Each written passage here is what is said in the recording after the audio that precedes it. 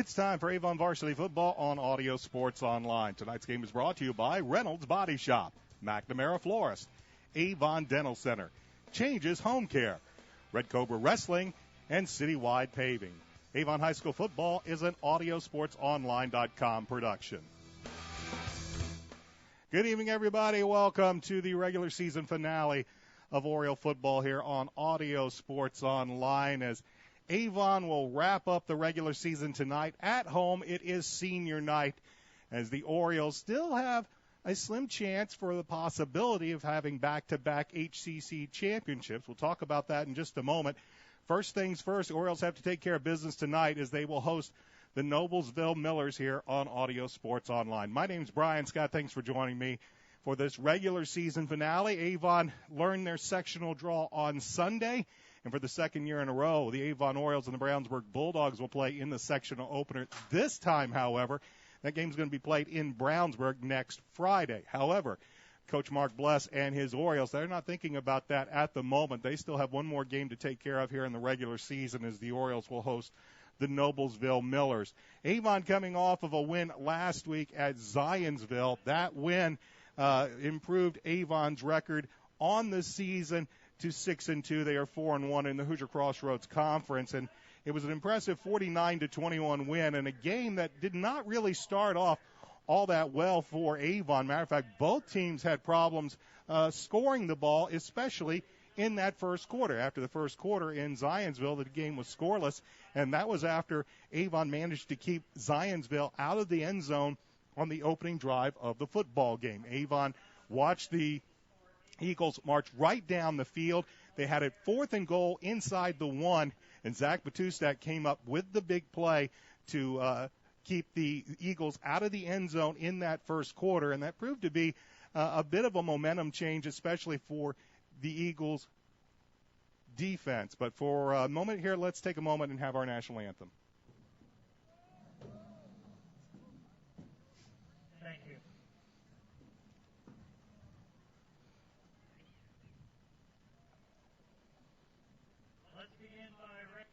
All right, we're having senior night festivities here at Avon High School. As I mentioned, regular season finale for both these schools. Sectional play begins next week, and the Avon Orioles now introducing their senior football members, cheerleaders, managers, and everybody associated with game day here at Avon High School. So getting back to last Friday night at Zionsville, again, it was a rather slow start for the Avon Orioles. The game was scoreless after the end of the first quarter, and the Orioles had managed to keep the Eagles out of the end zone on the opening drive. But Avon really couldn't find much offense either in that first quarter, and that lasted into the second quarter. It wasn't until Bryant Fitzgerald, he managed to return a punt 53 yards for a touchdown. That put the Orioles on the board, not via the offense, but via a special teams play, and that's when the ball started rolling for Avon's offense as well. They turned around, and before the end of the first half, Brandon Peters had hit Matt Moore twice on touchdown passes. Even though Zionsville managed to get some points on the board late in that first half, Avon had a 21-7 lead at the end of the first half. The Orioles had the ball to begin the second half, and as if you listened to last week's broadcast, Coach Shelbourne and I talked about it, and we asked the question, would Avon come out in the second half and try for the big play right off the bat? That they did. They got the big play, and then it just was a matter of time before Brandon Peters found Matt Moore for the third time on an 8-yard touchdown pass, and the ball just started rolling from there. Peters would later hit Jordan Peterson on a 27-yard pass, and on the first two drives of the second half, Avon had scored 2 touchdowns, and they led 35-7. Zionsville would come out and back and be a little scrappy in that game, but they never really could mount any serious threat to the Orioles the rest of the way. Avon basically ground pounded the football in the fourth quarter, getting rushing touchdowns from Corey DePriest on a 73-yard run, and a Darian Love 20-yard run on a drive that covered 60 yards with Love touching the ball every single play and finally running it in from 20 yards out to seal the deal for the Avon Orioles.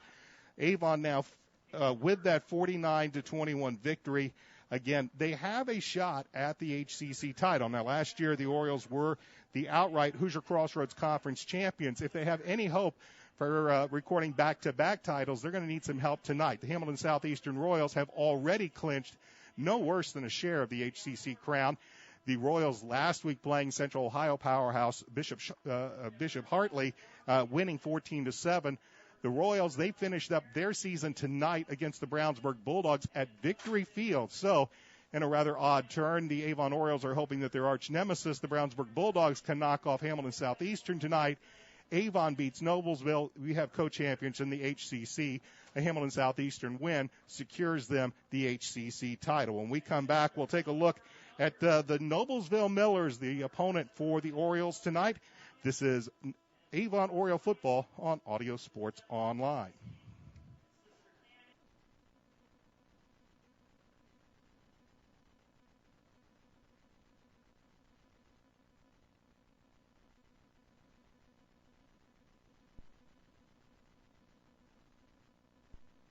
Changes Home Care is a proud sponsor of Avon High School football broadcast. Changes Home Care assists the elderly in staying independent in the comfort of their own home as long as possible. They assist individuals with bathing, dressing, transportation, medication reminders, light housekeeping, companionship, and much more. Their office is on Shiloh Professional Drive in Avon. Changes Home Care serves Hendricks and Marion County as well as all of the surrounding counties. Their services are available 24/7, 365 days a year.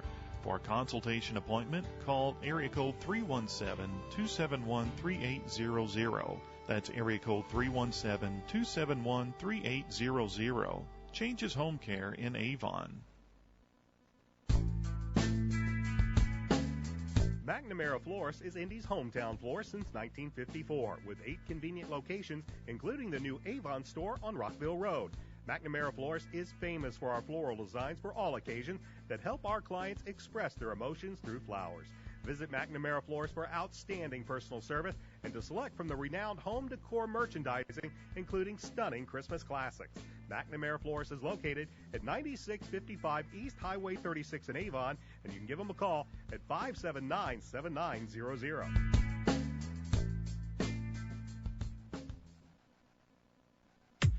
We'd like to thank Citywide Paving for their support of Avon football and our Avon football broadcast this year. Welcome back to Hendricks Regional Health Stadium.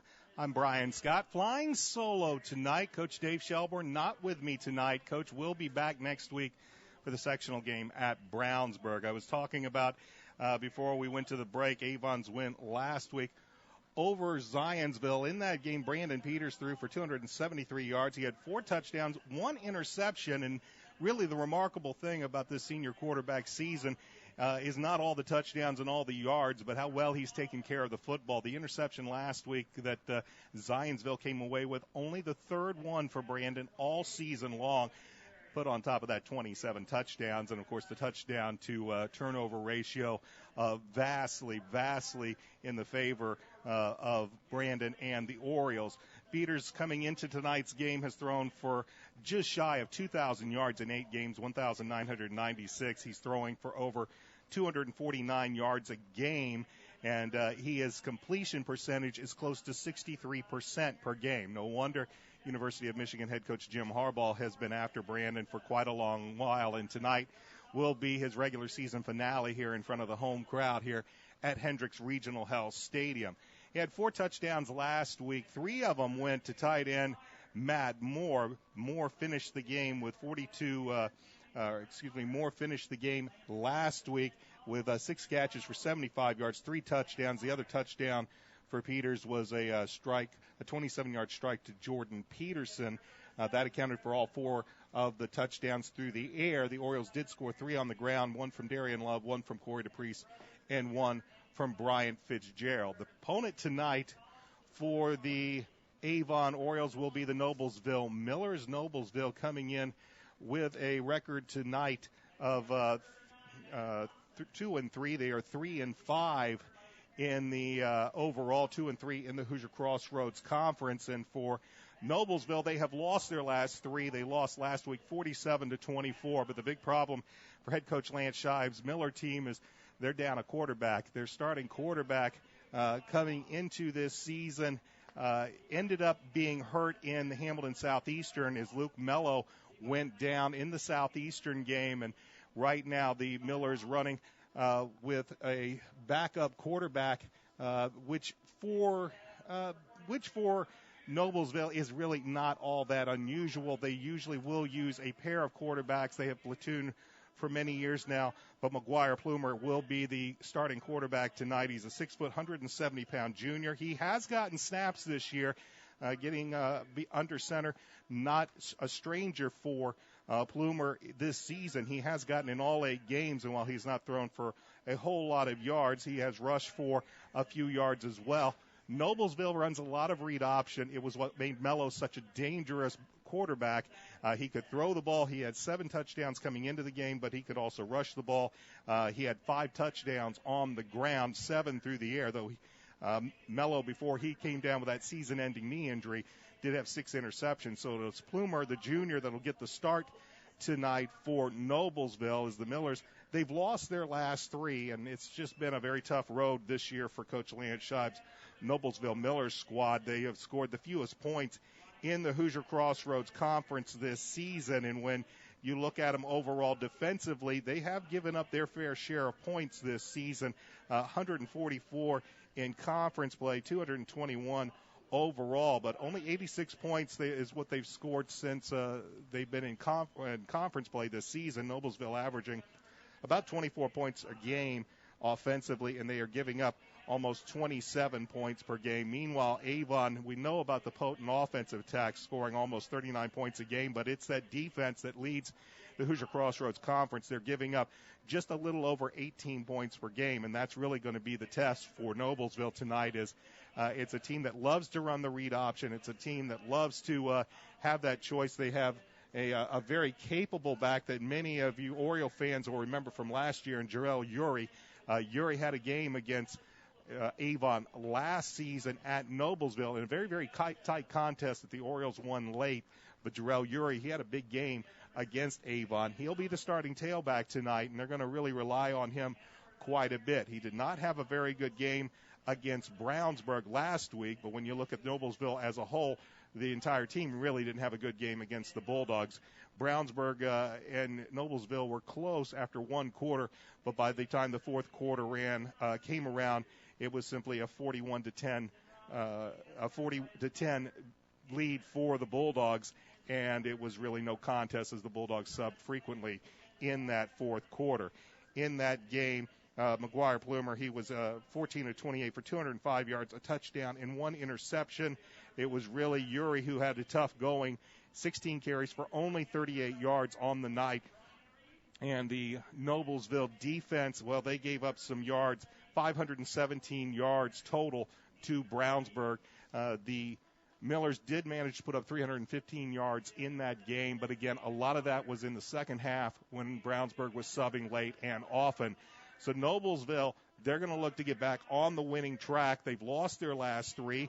This was a Noblesville team that at the beginning of the year, there were a lot of high expectations for Coach Lance Scheib's squad. Matter of fact, they went 2-0 with a close win over Lawrence North and then winning on the road at Hamilton Heights. But right now, against pretty much with the one exception of Lawrence North, the Millers have lost to all their 6A competition this year. They do have wins over Zionsville, 23-21, and then they beat Hamilton Heights, a 3A school. They lost to Chittard 18-16. That started this 3-game skid. They lost that close game to Hamlin Southeastern 20-12. That was the game that they lost Mello in, and now they've got blown away by Brownsburg last week. They'll finish up tonight here at Avon, and then Noblesville didn't get any favors in sectional play. They will start sectionals on the road at Carmel. We are still in the midst of senior night festivities, and when we come back, we'll take a look at some more keys to tonight's game and kick off between the Millers and the Orioles. This is Oriole Football on Audio Sports Online. Avon Dental Center is a proud sponsor of Avon High School sports broadcast. Dr. Timothy Greer and Dr. Christopher Lefebvre have served Hendricks County families for over 20 years. Located in Avon's Beechwood Center area just east of Ivy Tech, they're open Monday through Friday, although early morning hours are available. Avon Dental Center offers high-tech dentistry that includes dental implants, orthodontics, and one-appointment crowns. At Avon Dental Center, their priority is to deliver quality care to informed patients in a comfortable and convenient setting. You can get more information at avondentalcenter.com or call for an appointment at 272-8100. Avon Dental Center.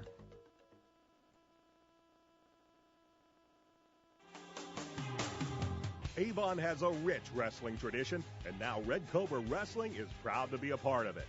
Opening last November, Red Cobra Wrestling offers training sessions run by nationally known coach Chad Red. Red Cobra Wrestling is located at 9233 East Highway 36 in Avon, across the street from Walmart and behind Sidelines in the Red Brick Building. Red Cobra Wrestling offers sessions for all ages, including 3rd grade and under and 4th grade and up. Learn more about prices, class schedules, and information at RedCobraWrestlingAcademy.com.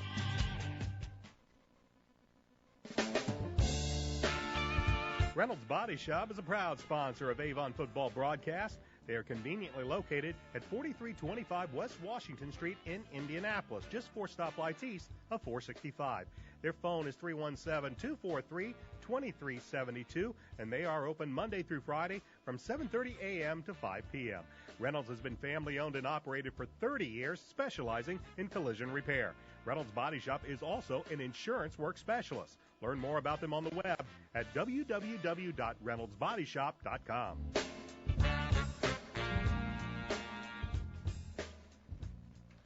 Welcome back to Hendricks Regional Health Stadium at Avon High School as we get ready for the regular season finale between the Avon Orioles and the Noblesville Millers. Brian Scott with you, flying solo tonight. Coach Shelbourne, he is out of town this week. It is fall break here at Avon, and Coach Shelbourne not only has been a long time with the Avon Oriole football program, also a guidance counselor here, so also taking advantage to get a week off before he comes back for sectionals next week. As I mentioned, coming into this game, the Millers without their starting quarterback, Luke Mello. He was injured in the Hamilton Southeastern game 2 weeks ago, a season-ending knee injury. So it will be the backup quarterback, who really isn't a whole lot of a backup in McGuire Plumer. He has gotten plenty of snaps this season. He hasn't thrown for the yardage that Mello has or run as many yards, but he has gotten snaps, and one of the trademarks for a head coach Lance Scheib team is he will platoon quarterbacks quite often, though expect to see pretty much Plumer and Plumer alone as quarterback, though not out of the realm that you will see the Millers put Jarrell Urey back there in a wildcat formation, let him take the direct snap and see what he can do with the football. But that might be playing right into the Avon Orioles' hands. Of course, Avon with that front 6, front 7 all season long defensively, one of the best defensive teams in all of the Hoosier Crossroads Conference for sure. And in Central Indiana, they've been an excellent defensive team all season long, led by Brody Good, Levi Hawk, Matt Thompson, Bryant Fitzgerald, and then the front 3, Timmy Osho, C.J. Hunt, and A.J. Alcock, the Hoosier Crossroads Conference leader in sacks coming into tonight's game. In 8 games, A.J.'s recorded 10 sacks. He had 2 sacks last week against Zionsville. So it's been a very, very strong front 6, front 7.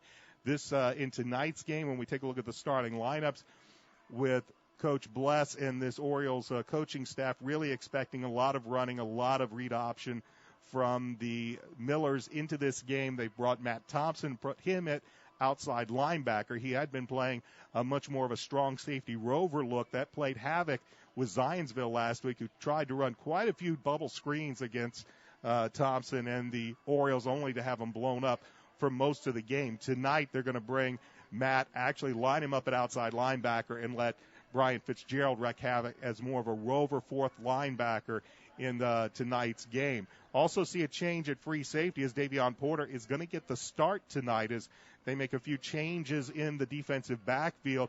Again, I believe the Orioles coaching staff not really expecting Noblesville to try to stretch the field. In fact, best guess is Coach Scheib would try to keep his offense out there as long as he can, keep the ball out of the hands of Brandon Peters and a very explosive Avon Oriole offense, try to take some time off the clock and really make this a ball control game and limit the amount of touches that the Oriole offense can get tonight. We talk about Brandon Peters coming into this game again, just shy of 2,000 yards for the season, but another player that's also had a lot of a lot of focus this year. Andrew Griffin. We talk about Brandon Peters going to play for the University of Michigan next year. Andrew Griffin, he will be playing for Princeton next year. And last week was the first time we saw Andrew shut out of the end zone, though Matt Moore got 3 touchdown passes. Andrew on the season, 840 yards, 13 touchdown catches, and he's averaging about 105 yards a game coming into action tonight. Though last week, Zionsville did a pretty good job in limiting him, only 4 catches for 67 yards. Still got a good average, still had some good possession catches in last week's game, but it was one of Andrew's quieter nights. Don't expect to see that tonight. It's really been a spread them around mentality for this Avon Orioles offense, and now that they're seeing a lot better production, especially out of Harrison Weber. We saw Jordan Peterson catch a touchdown pass last week. The more weapons the Orioles offense has out there, just the more headaches that the defensive coordinators are going to have to be faced with. And I'm sure Coach Bless and this Orioles coaching staff, they're going to make sure the Bulldogs of Brownsburg know who they will open up sectional play next week. Give them plenty of things to think about coming in to next week's game. The defense has been outstanding. I said they lead the Hoosier Crossroads Conference in defensive points allowed. They've done so pretty much the entire season. They've been led by Matt Thompson, but Zach Batustak, he had that big play on that opening drive against the Eagles to begin the game. He managed to bring down the back in the backfield on a 4th and goal from inside the 1, a 4-yard loss. That kind of set the tone defensively.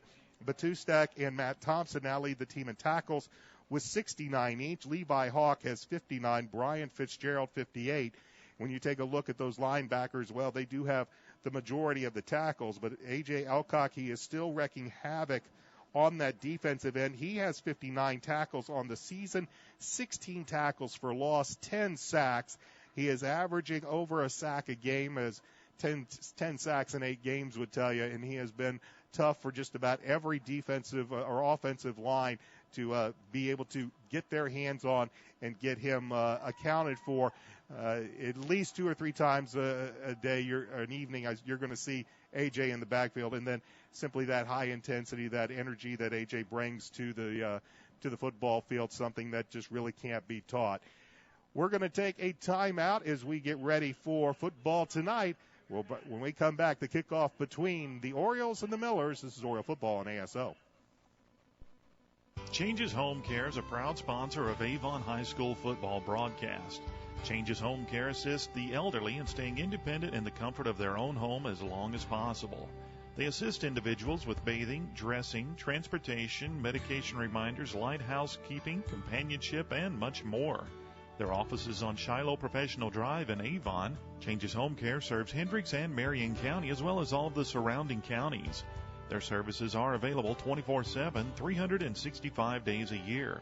For a consultation appointment, call area code 317-271-3800. That's area code 317-271-3800. Changes Home Care in Avon. McNamara Florist is Indy's hometown florist since 1954, with 8 convenient locations, including the new Avon store on Rockville Road. McNamara Florist is famous for our floral designs for all occasions that help our clients express their emotions through flowers. Visit McNamara Florist for outstanding personal service and to select from the renowned home decor merchandising, including stunning Christmas classics. McNamara Florist is located at 9655 East Highway 36 in Avon, and you can give them a call at 579-7900.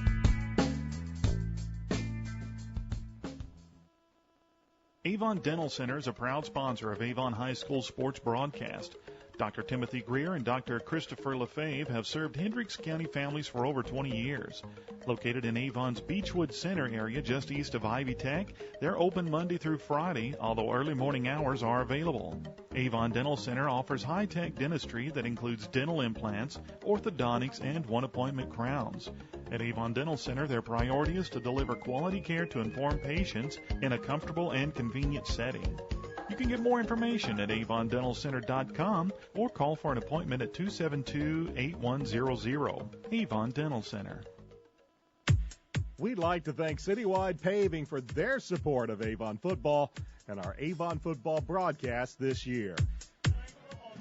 Welcome back to Hendricks Regional Health Stadium, the home of the Avon Orioles, as the 6th ranked in Class 6A Avon Orioles ready to take on the Noblesville Millers tonight here on Audio Sports Online. My name's Brian Scott. Thanks for tuning in tonight. Flying solo tonight, my partner in crime, Dave Shelbourne. He is on vacation this week, as is pretty much a lot of the kids and parents even here this week. It is fall break here at the high school, but it is the regular season finale, and a good crowd has come out for the regular season finale before sectionals, which are slated to begin next week.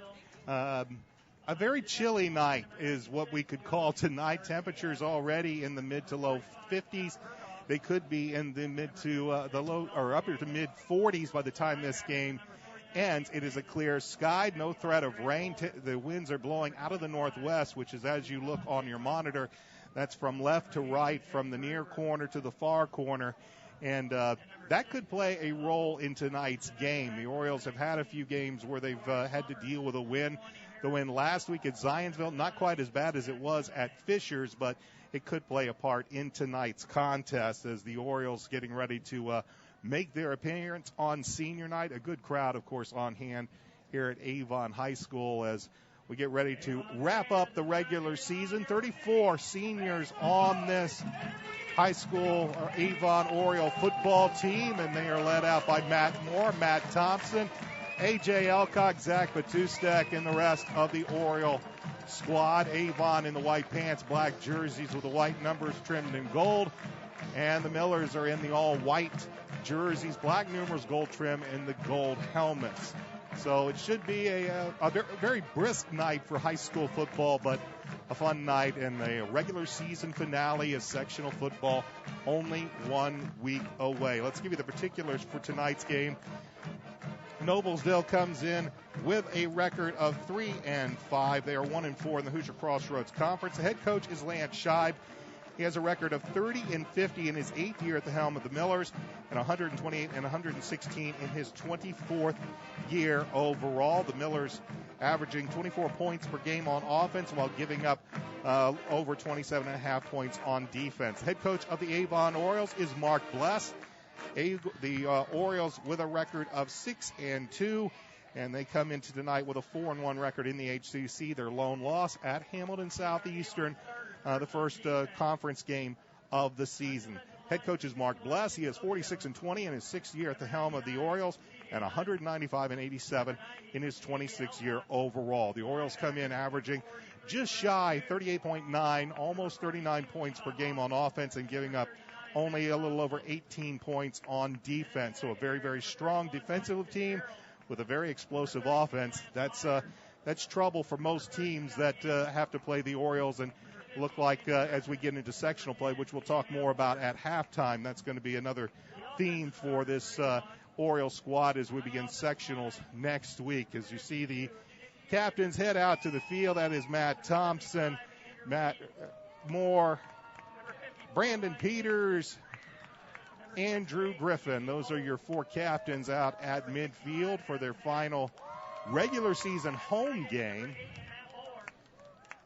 And it looks like the Millers have won the toss. They will defer to the second half, and Avon will receive. So that's how we're going to start game here at Avon High School with the Orioles on offense. So we're glad you can join us for the regular season finale of Avon Oriole football on Audio Sports Online, as the Orioles will be on the offense to begin with. And we'll once again get a great look as Brandon Peters will be bringing his offense out back deep for the Avon Orioles. Will be Bryant Fitzgerald, and he looks like he's going to go back as a single safety.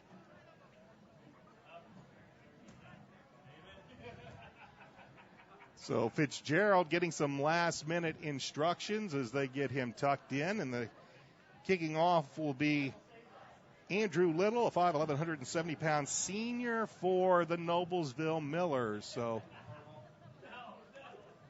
it is Fitzgerald going back add as a single safety, and getting ready to kick this football away is Little. He puts a foot into it. High kick that'll be taken by Fitzgerald at the 2. Bryant to the 15, to the 20, breaks a hole at the 30. One man to beat, that's the kicker, and he will not catch, and this is a 98-yard touchdown return on the opening kickoff, and that took all of about 4 seconds. And Brian Fitzgerald is gone. It actually took a grand total of 14 seconds off the clock. A 98-yard touchdown return on the opening kickoff, and that is how we begin this football game. The question anymore is just how do you not keep Fitzgerald? How do you keep him off the field at all, be it offensively, defensively, and in special teams? He has done it all. High snap. Andrew gets it down. Kick is on the way by Sam Perino. And with 11:46 in this opening quarter, the Orioles strike on a 98-yard kickoff return. They lead 7-0. Back with the kickoff for Avon in a moment. This is Oriole football on ASO. Avon has a rich wrestling tradition, and now Red Cobra Wrestling is proud to be a part of it. Opening last November, Red Cobra Wrestling offers training sessions run by nationally known coach Chad Red. Red Cobra Wrestling is located at 9233 East Highway 36 in Avon, across the street from Walmart and behind sidelines in the Red Brick Building. Red Cobra Wrestling offers sessions for all ages, including 3rd grade and under and 4th grade and up. Learn more about prices, class schedules, and information at RedCobraWrestlingAcademy.com. Brian Fitzgerald, a 98-yard kickoff return for a touchdown. That's how we begin this football game. And the Orioles lead 7-0. This is one of the first times we've seen Avon use all year just a single safety back there for the kickoff return. They brought in an extra blocker. Not sure Bryant really needed it, but he returns at 98 yards, and this one will be kicked off and returned at the 8-yard line. To the 20, nice, makes a miss. To the 30, to the 40. One man to beat Perino. He beats the Perino, but goes out of bounds as returning the kick was Jarrell Urey. And again, for those Oriole fans that remember the game last year at Noblesville, Urey had a night against Avon, but a penalty flag is back at the 25-yard line, so wipe out a fine return by Jarrell Urey. As this one's going to be marched backward with the flag at the 22-yard line, likely an illegal block in the back. And that is the call. So the Orioles get a fine return. It's returned for a touchdown. The Millers get a fine return. It's called back for an illegal block in the back. And that might just spell how this game is going to go, as the quarterback McGuire Plumer, a 6 foot, 170-pound junior, will take the helm for the Millers. They will run a spread look, and right now they will do it with no tailback. It is Plumer alone, empty backfield. They'll bring a man in motion, 5 wide, looking over that 3 down front for Avon. Plumer back to pass, swings it out, and he will overthrow his intended receiver here on the near side. That's J.D. Scheib, a 5'8", 150-pound senior, and will set up the Millers offense. Across the offensive line, Eric Ferguson, Austin Dreyer, Jeffrey Musselman, Ben Collins, and Max Atkins. The tight end will be Nolan Ginther. The wideouts, Travis Gillian, J.D. Scheib, Jackson Thurman. The tailback, as he is back there now, is Jarrell Urey, and McGuire Plumer is the quarterback. And now we have penalty flags, as looks like an Oriole might have encroached, and it's going to give the Millers a free 5 yards. That is something that Avon did a very good job of last week in limiting the amount of penalties they had in last week's game. Grand total of only 3 penalties for 10 yards as Plumer on the delay gives it to Urey, and Urey's going to be brought down by Timmy Osho. Timmy Osho has done very, very well since he had to replace Gunnar Larson earlier this year, and as a matter of fact, he has pretty much locked down that defensive end position. He makes a fine play on Urey on the delay. That'll bring up 3rd down and 5 for the Millers. Urey will remain the tailback. They will send 3 wides with 2 to the near side on this 3rd down and 5. Plumer back to pass. Gets pressure from Elcock. Now it's flushed to the near side. Still getting pressure. Finally just throws it away as he was running for his life. Levi Hawk, A.J. Elcock, Brody Good, among others, all in pursuit of McGuire Plumer, and that's going to bring up fourth down, and Hank Davis on to punt this ball away. We are going to see, I believe, Luke Shayatovich back deep. He will be joined by Bryant Fitzgerald. As Shayatovich, we've seen Matt Moore for the last 4 or 5 games. And now dead ball foul, illegal substitution called against Noblesville. So about whatever could go wrong for Noblesville has gone wrong, and we haven't played. We still have 10 minutes and 44 seconds left to go in this first quarter. They watched their opening kickoff return for a touchdown. They are going to go 3 and out on their opening drive after having an excellent return by Jarrell Urey, called back due to a penalty, and now they're getting ready to kick this ball away by Hank Davis. Davis puts a foot into it. He'll send it to the right side. It will be fielded there and taken out of bounds as Shayatovich with the return, but stepped out of bounds, and that's finally going to bring Brandon Peters in the offense onto the field. Peters, again, has thrown for 1,996 yards this season, 27 touchdowns, only 3 interceptions, close to a 63% completion average, and the Orioles will start with Darian Love at tailback, and 1st and 10 from their own 48-yard line. 10:37 left to go first quarter. Avon up 7-0. Peters will give it to Darian. Darian finds some room over that left side, and he'll get a nice chunk on first down. Let's give you the Orioles offensive line. Nick Shoemaker, Andrew Reed, Ryan Dickinson, and then the freshmen on the right side, DJ Bowles and Addison Batten. They've played one heck of a season so far. The tight end is Matt Moore. The wideouts are Andrew Griffin and Harrison Weber, along with Jordan Peterson. Darian Love gets the start at tailback, and the 6'5", 210-pound Brandon Peters is the quarterback, and the Orioles are faced with a 2nd and 5 in Miller's territory at the 47-yard line. 4 wideouts, play action, plenty of time, fires left side. Andrew Griffin wide open at the 43, and he'll just take it upfield, and finally he'll be tackled out of bounds. No penalty flag, but a big play as Griffin will take it down inside the 30 near the 25-yard line as the Millers left him wide open as he found just a spot in the zone, sat down, waited for a longtime teammate, longtime friend Brandon Peters to deliver the football. Brandon just turned, I believe, 17 a couple of days ago, and one of the first messages he got was from Andrew Griffin. 1st and 10, Avon, ball at the 25-yard line as they will go with 4 wides.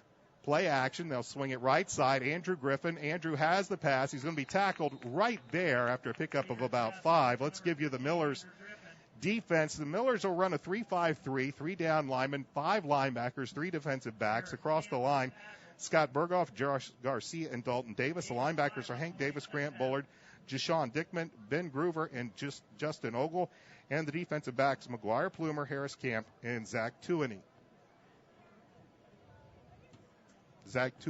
Excuse me.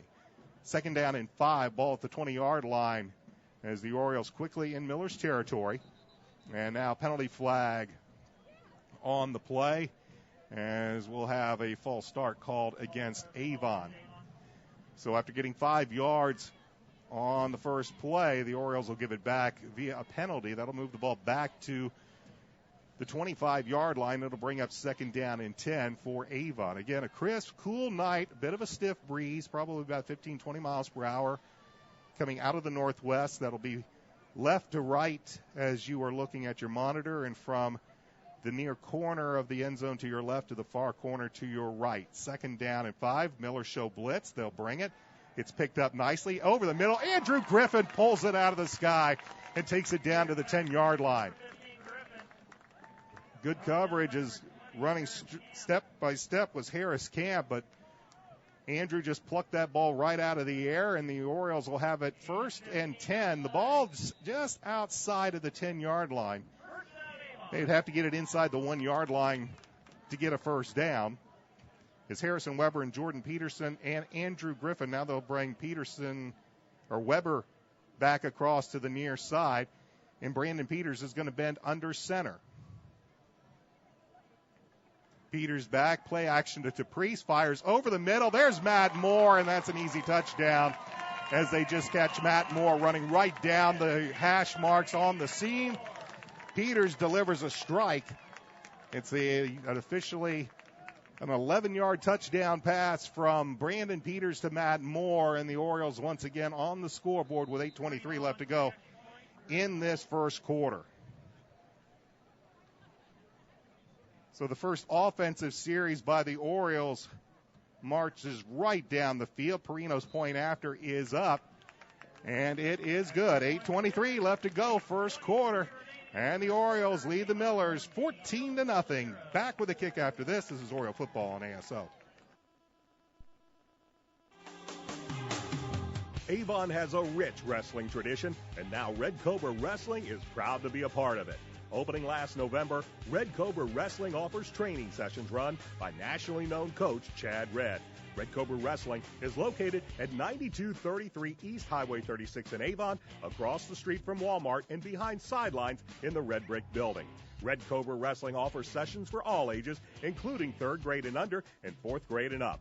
Learn more about prices, class schedules, and information at RedCobraWrestlingAcademy.com.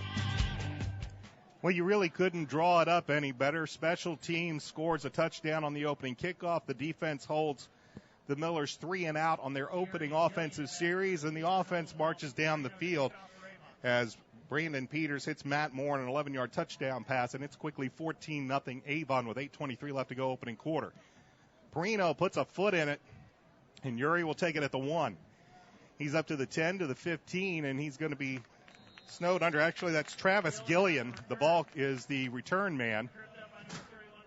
And Brian Fitzgerald quickly down the field to upset Gillian and knock him down. And the Millers will have it 1st and 10 from about their own 19-yard line. We didn't give you the Orioles defense on that first drive because they got the Millers off the field so quickly. It's that familiar 3-3 stack. Timmy Osho, C.J. Hunt, A.J. Alcock along the defensive line. The linebackers, Brody Good, Levi Hawk, and Matt Thompson. The corners are Lance Meyer and Scott Campbell, and the safeties, Andrew Griffin, Davion Porter, and Bryant Fitzgerald. 1st and 10. They fire over the middle, and they have a pass complete to Travis Gillian as Plumer delivers a strike on 1st and 10. They'll pick up about 6 yards up to the 25-yard line, and the Millers will kind of go into that little sugar huddle and come to the line of scrimmage with Jarrell Uri to the right of Plumer on 2nd down and 4. 4 wideouts, 2 to each side. Plumer back. They'll set it up. Fires across. The band is complete. Jackson Thurman with the catch. He's hit hard. But it will be a first down as they will have enough for the first down, and they will send Brody Good off. He is evidently bleeding, so they're going to check him out. 1st and 10, Millers, ball at their own 32, trailing by 2 touchdowns already with 7:25 left to go first quarter. They give us play action pass. They try to find a streak down that far sideline. It's incomplete. Looking for Gillian. Lance Meyer in coverage for the Orioles. And it will bring up 2nd down and 10. And do we have a flag somewhere? We do. They're going to call defensive holding against the Orioles. There it was back at the Oriole 48-yard line. So Orioles get called for the defensive holding penalty. And it will be a first down. Ball marked at the Noblesville 43-yard line, first down. As it will be spotted at the Miller 43-yard line. So a couple of first downs on this drive after being held to 3 and out on their opening drive. And the Millers still finding themselves down 2 touchdowns early in this game as Uri will go to the right of Plumer. They will send it to Uri. Uri will find some room around the left side and pick up about 4 or 5 yards. Looking to get around that left side where Eric Ferguson and Austin Dreyer are set up on the offensive line. And Uri will pick up, they'll spot the ball at the 48-yard line, so a good 5 yards on that play. It'll be 2nd and 5 for Noblesville. They will send trips to the right. Uri, the lone tailback, one wide receiver to the top. They will roll out Plumer. He will fire. Man has Gillian. Its pass is complete. Brody Good brings him down immediately, but it's enough for a first down as the Millers finally sniff Oriole territory. They'll have the ball 1st and 10 at the Oriole 45-yard line as Travis Gillian, a 5'8", 155-pound junior, snags that one down. And the Millers have a little something going here on this drive after being kept 3 and out on their opening drive. They will send Uri in motion. They'll swing it out to him. Uri has the ball, tries to get around on the far corner, and will not be able to do so. Lance Myers brings him down. Uri will pick up about 4 yards on the play down inside the 41-yard line as the Millers swing that ball out to Uri, who was in motion out of the backfield, but a good job by Lance Myers making a nice tackle in the open field. But it will be 2nd and 6 for the Millers. Now they'll go with a double tight end look. Uri to the left of Plumer. They'll give it to Plumer. Uri will look for some room around the near side. Will not find any as the Orioles defense strings it out very, very well, and Timmy Osho, among others, to bring him down for a loss on the play back to the 43-yard line. And that's going to bring a 3rd down at about 7 as the clock dips under 6 minutes to go in this first quarter of play with the Orioles up 14-0. So we'll see what the Millers dial up for 3rd and long. Uri is to the left of Plumer. 2 wide outs. Double tight end. Back to pass. Plumer swings it out, and it's incomplete. He was looking over on that far side. Pass was intended over there on the far sideline to Hank Davis, but it's incomplete as he overthrows the football. That's going to bring up 4th down, and looks like they'll keep Hank Davis on the field because he's going to punt this football away. Shayatovich and Fitzgerald back deep for Avon. They'll put their heels on the 10-yard line. Davis will set up at his own 43-yard line. Good snap, and Davis will punch this ball down, and he will kick it away from Fitzgerald, but this one's going to take a bounce and die inside the 15-yard line, around the 14-yard line, and that is where Avon will have it 1st and 10 with 5:26 left to go in this opening quarter of play, and a 14-0 lead over Noblesville. I'm Brian Scott. We are at Hendricks Regional Health Stadium. Regular season finale for both teams. Sectional play will begin next week. We'll talk a little bit more about sectionals at halftime as the Orioles will start this one 1st and 10 with the ball at the 14-yard line. 4 wide look for Avon. They will hand the ball off as Brian Fitzgerald. He's met in the backfield, and a nice tackle made there. It looks like tackle Grant Bullard made the tackle. And after Fitzgerald picked up about a yard, made a nice little spin move, but then was brought down.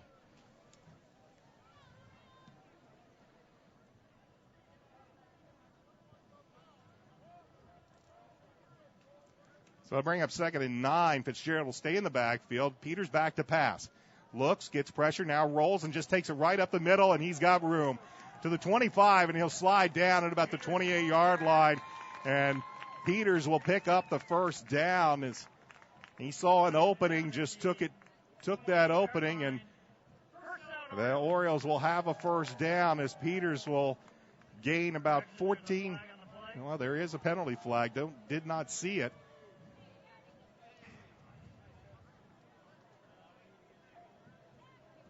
And they're going to call the illegal block and move it back.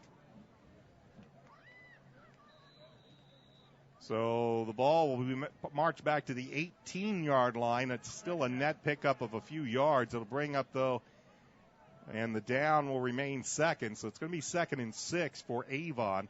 Clock moving, 4:28 left to go, opening quarter. Avon up 14-0. A 98-yard kickoff return for a touchdown is how we started this game, as Bryant Fitzgerald took it to the house, and then an 11-yard Peters to Matt Moore.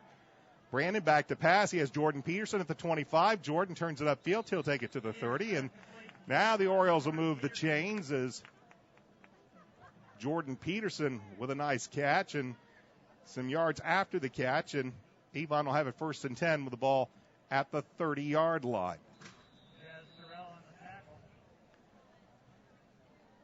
Again, a cold, crisp night. Temperatures expected to be in the mid to low 40s by the time this game is over with.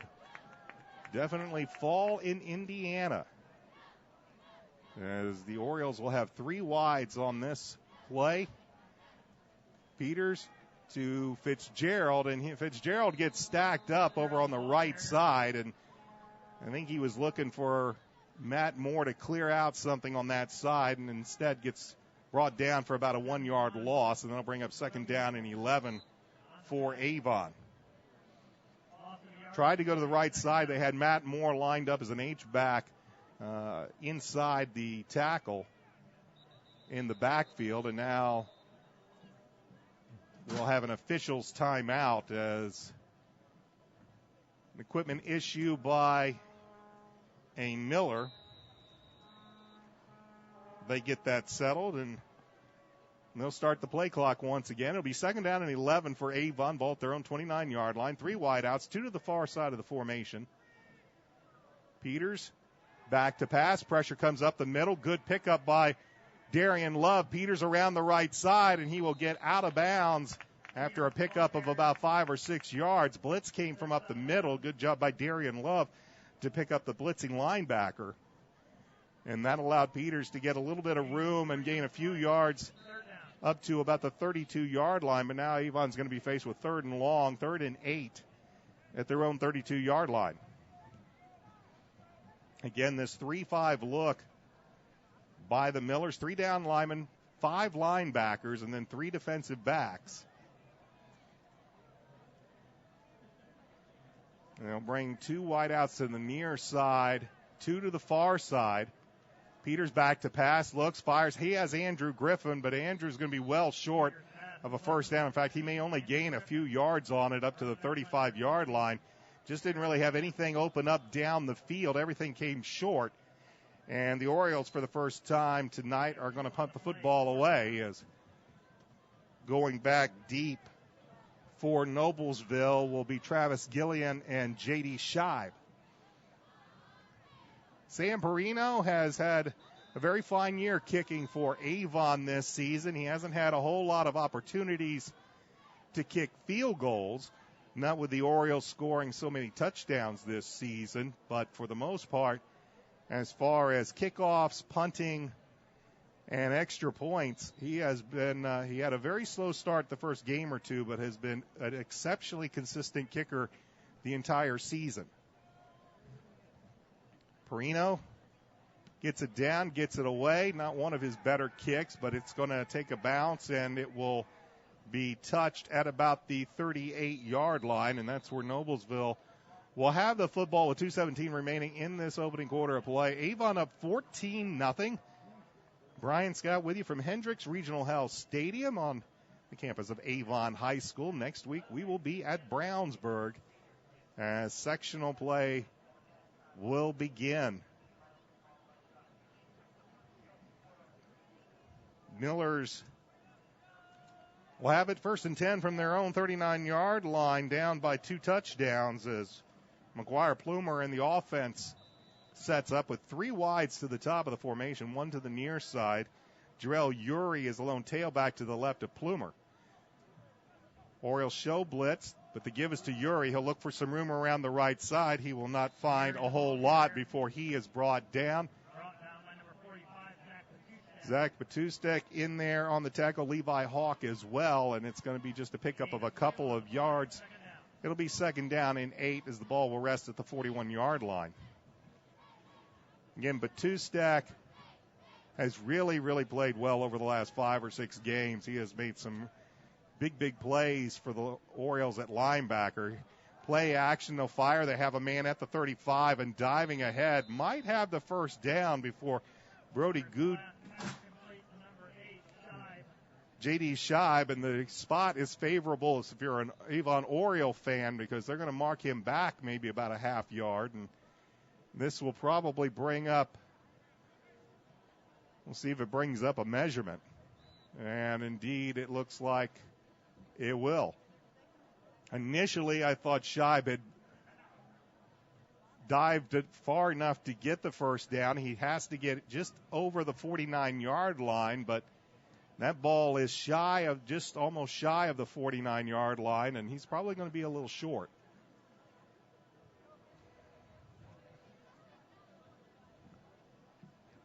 As they stretch the chains, and he is definitely short. So it'll bring up third down in about a yard, about a half a yard, as they'll send the chains back. So we'll see what Coach Lance Scheib and the Millers draw up here on third and very short. They needed to get it just across the 49-yard line, so I'd say they've got about a football length, but they will go in shotgun as Plumer and Uri are back. They give it to Uri, and he's brought down. A.J. Elcock shot the gap, just shot across, blew off the ball before anybody could react, and that's going to bring up fourth down. Well, one of the problems that you always see with teams that do not work under center when they need just a half yard or so or a football length, everybody back there deep, and this time they tried to go wide with Uri, hoping that he could get to the corner and turn it upfield, but A.J. Elcock had none of that. And it's about a 3-yard loss back to the 46-yard line. And once again, Hank Davis on to punt with Shayatovich and Fitzgerald back deep.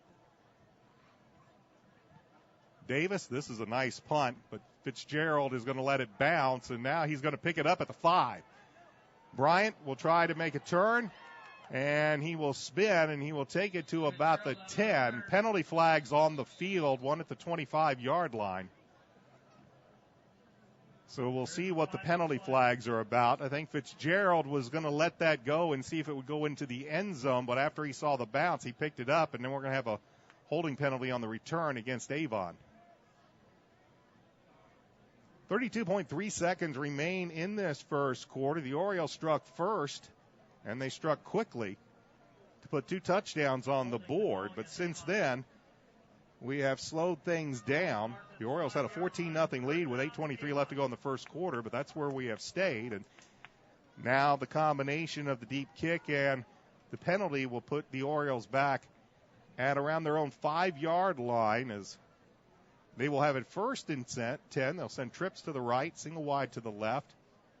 Peters back to pass in his own end zone. He'll fire right side, pass is complete. Andrew Griffin wide open at the 7 to the 15 and outside the 15 to about the 17.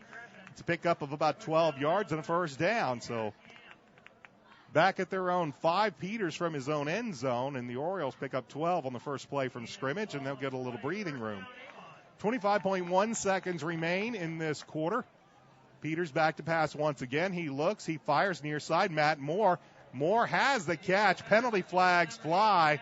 2 different flags for probably two different penalties. And let's see how they shake this one out. We have seen a fair amount of laundry on the field, holding against the Millers. It would be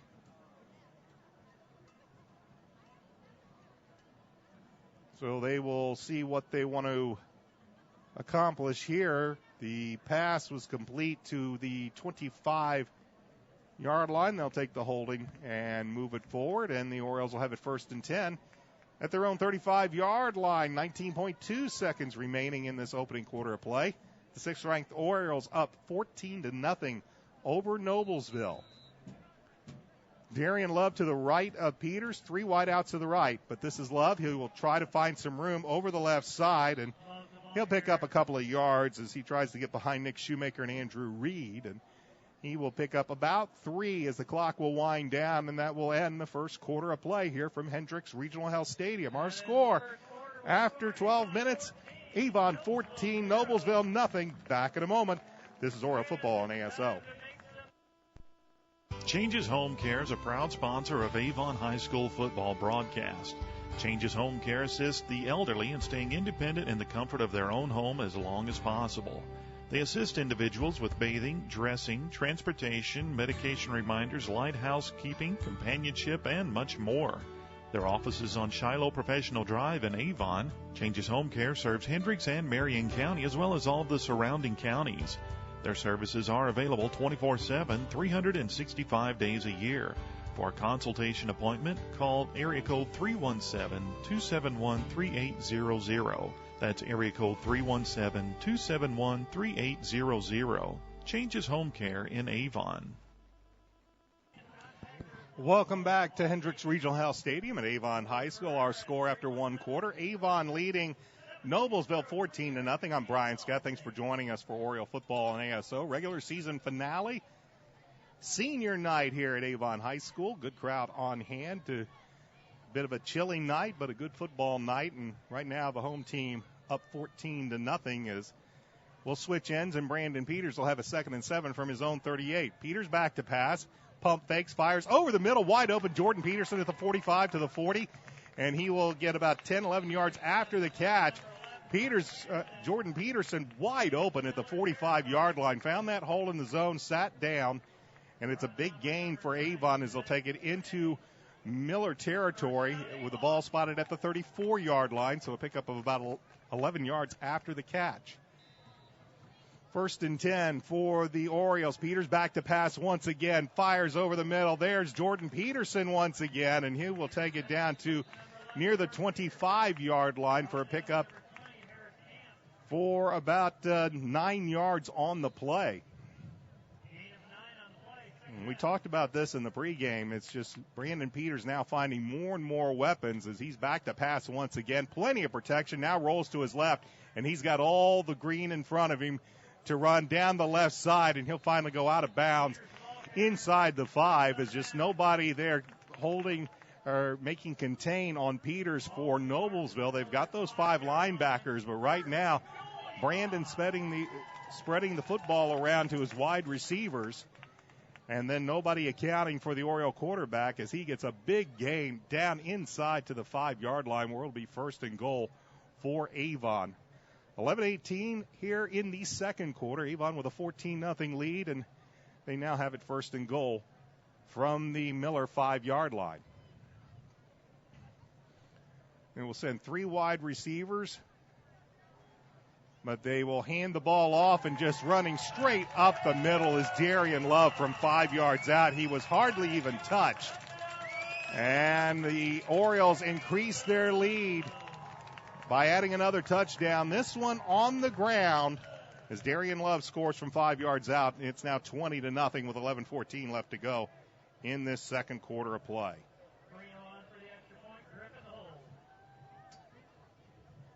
Perino on to kick. Andrew Griffin to hold. And the left-footed kicker puts it up, puts it through, and with 11:14 left to go in this first half, Avon well out in front right now, 21-0. Back with the kickoff in a moment. This is Oriole Football on ASO.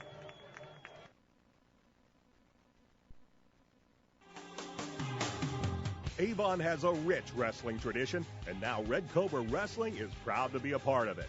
Opening last November, Red Cobra Wrestling offers training sessions run by nationally known coach Chad Redd.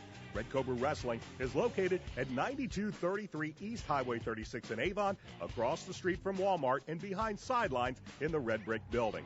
Red Cobra Wrestling offers sessions for all ages, including 3rd grade and under and 4th grade and up. Learn more about prices, class schedules, and information at RedCobraWrestlingAcademy.com. Darian Love scores from 5 yards out, and the Orioles tack on another touchdown. And 11:14 left to go first half. They lead Noblesville 21-0 as Perino gets ready to kick this football away.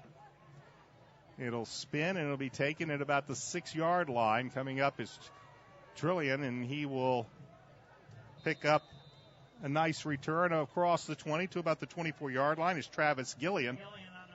And now the Millers find themselves in a hole, down 3 touchdowns with still 11:07 remaining in this second quarter of play. The Orioles have scored on a kickoff return for a touchdown, and Brandon Peters to Matt Moore pass, and now a Darian Love run.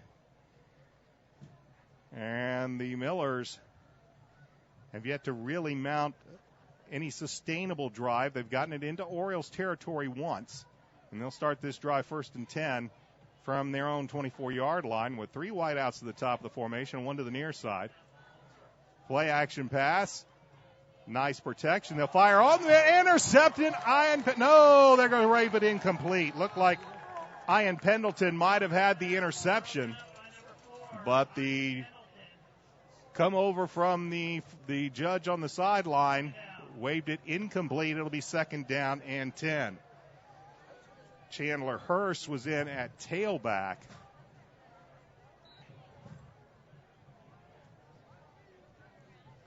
As they will split off Uri here to the near side, he will join Jackson Thurman as a wideout, and they'll bring Chandler Hurst to the left and McGuire Plumer. 2nd and 10, 4 wideouts, 2 to each side. Plumer rolls, comes near side, gets pressure. Now he will be brought down. He might get back to nearly the line of scrimmage, but Timmy Osho was there to bring him down. They were trying to set up something over here on the near side, well defended by the Orioles. And that's going to bring up 3rd down. He will lose a yard, so credit a sack to Timmy Osho. And it'll bring up 3rd down and 11. Orioles providing the pressure, and again, they've been able to do it most of this season with just the front 3 and great linebacker play. Trips to the near side. They're all kind of bunched over here to the boundary. Orioles show blitz. Plumer rolls out. He'll have to cut it inside, and he's going to be sacked again. Just nowhere to go. Matt Thompson with the sack. And C.J. Hunt in there as well. So 2 plays, 2 sacks, and very quickly the Millers have to send Hank Davis back out onto the field to punt this ball away as Luke Shayatovich and Bryant Fitzgerald will draw back to near midfield.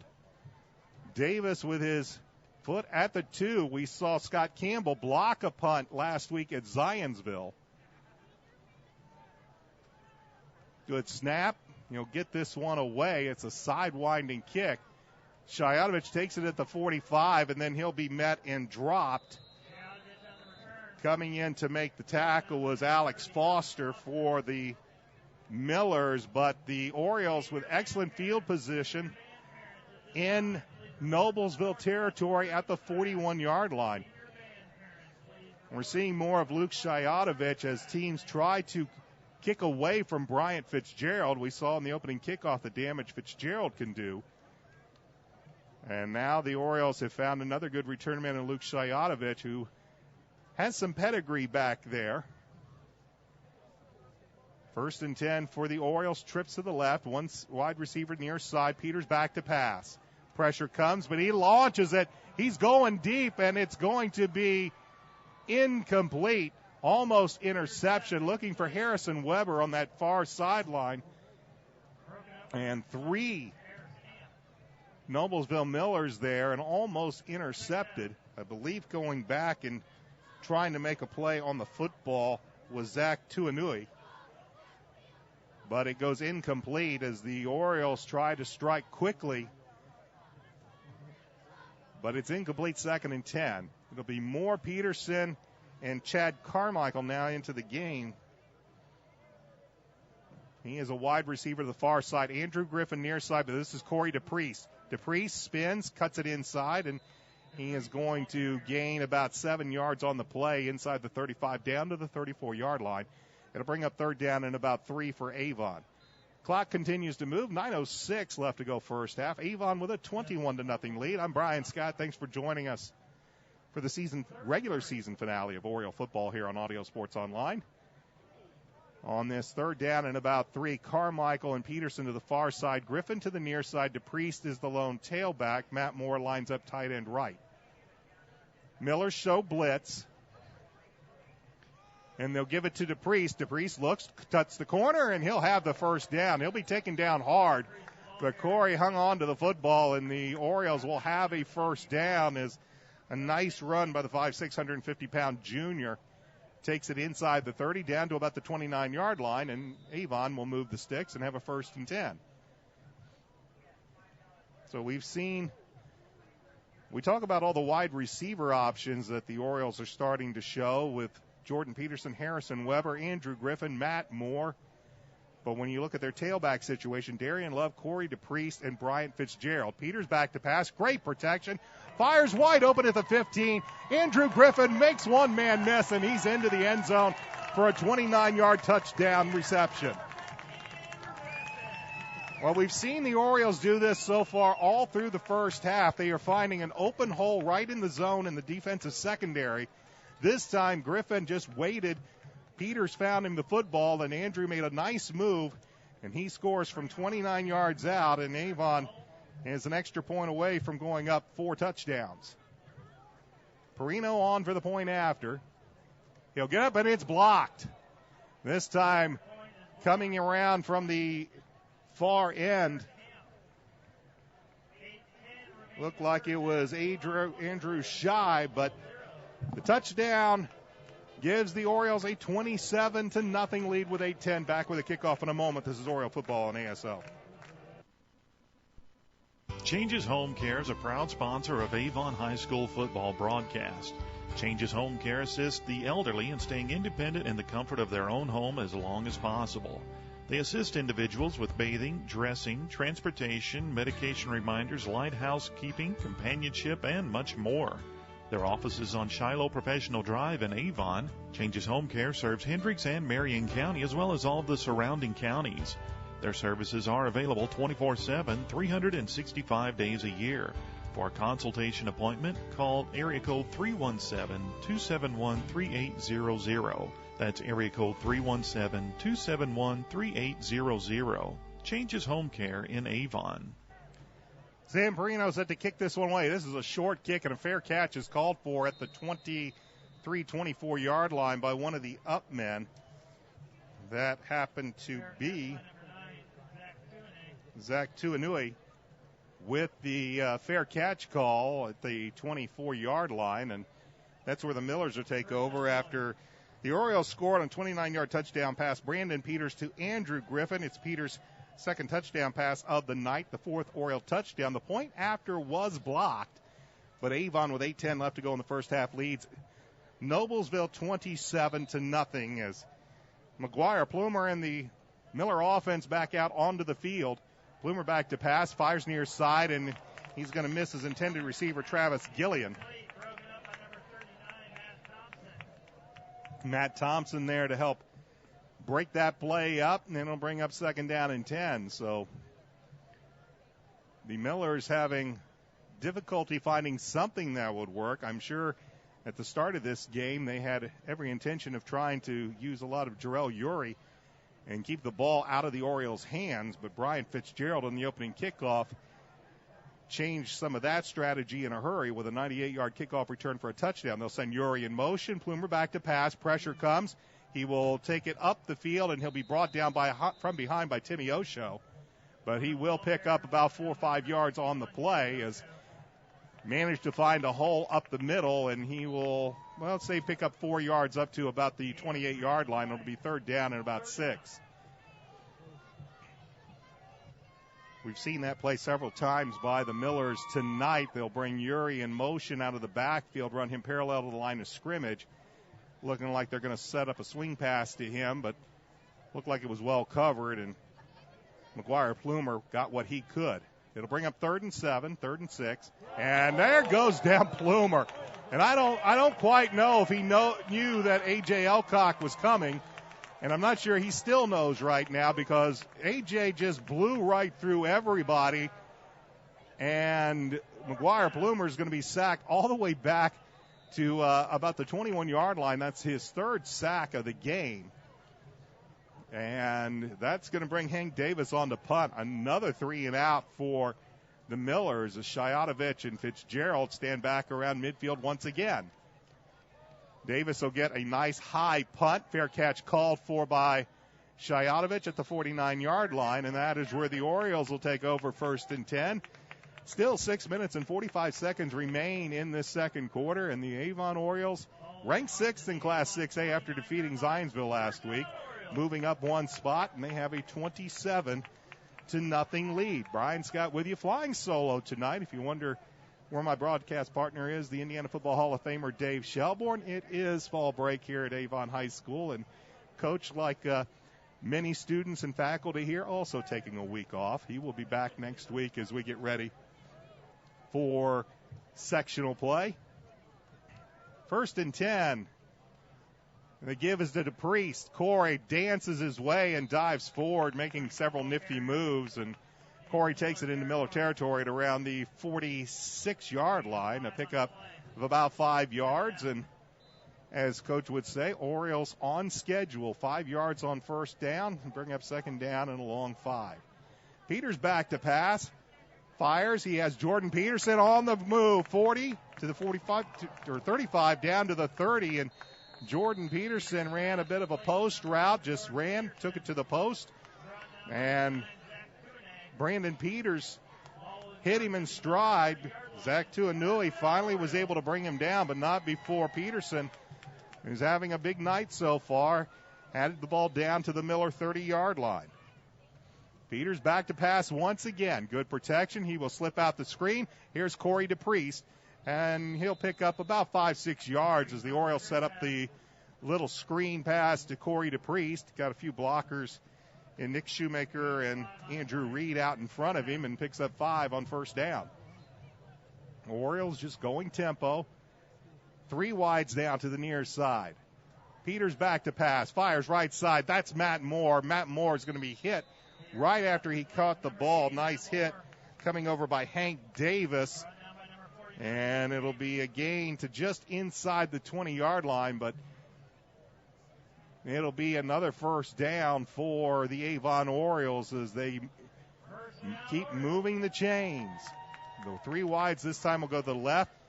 Corey DePriest will move to the right of Peters on this play. 1st and 10. Brandon flushed out, and he'll just throw this football away. And again, the smartness, the intelligence at quarterback of Brandon Peters. Nothing opened up, nothing there. Just knew he had some pressure coming from behind and just threw that ball away, and that'll bring up 2nd and 10. 5:35 remains in the first half. Avon with a 27-0 lead over Noblesville. Looking to end the regular season on a high note as Harrison Weber, Jordan Peterson, Andrew Griffin go to the far side. Matt Moore comes near side. Darian Love, the tailback. Peters back to pass. He'll fires, looks, has a man, and it is picked off. Good hands there by McGuire Plumer. The quarterback is also the defensive back, and pass was intended, I believe, for Andrew Griffin, and Plumer made a nice play on the football, intercepted it in the end zone, and the Millers get a turnover as Peters is intercepted on a play. He was going to the end zone. He looked like he had Andrew Griffin in his sights, but Plumer made a nice play on the ball, gets the pick, and now he will take that ball and head to the other side of the and on offense, and he'll have it 1st and 10 at their own 20. Plumer back to pass, fires a little slant, and it's incomplete. He was coming over to the near side looking for J.D. Scheib, and had several Orioles bearing down on him. That'll bring up 2nd down and 10. So Plumer will see if he can light a match under his Miller squad. He gets the pick on defense. Now we'll see what they can do on offense as Jackson Thurman's going to come near side as the Miller sent 3 wide receivers to the far side. And it's Chandler Hurst, the tailback, to the right of Plumer. And they will give it to Hurst, and Hurst will gain very little yardage, just a yard or two. C.J. Hunt, I believe, brought him down after a gain of maybe only a yard. They'll move the ball to the 21-yard line. That'll bring up 3rd down and 9. Clock moving as we approach the 5-minute mark left to go in this first half of play. All Avon 27-0.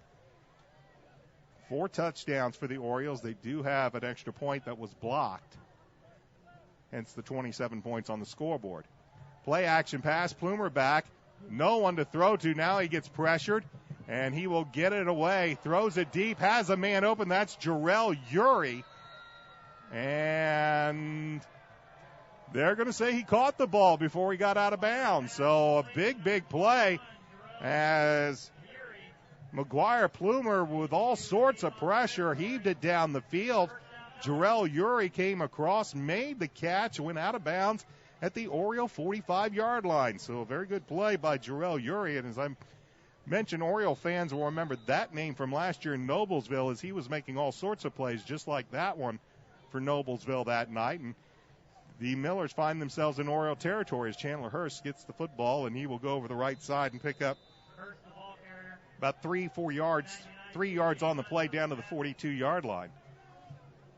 Plumer running for his life on that previous play, but kept his eyes downfield, saw Urey running with him, and heaved the ball down the field. Urey had a step on the defender and managed to make the play going out of bounds. The officials say he got a foot down, so big play there for the Millers, and Hurst gives them 3 yards on 1st and 10 to bring up 2nd and 7. 3 wides to the near side for the Millers.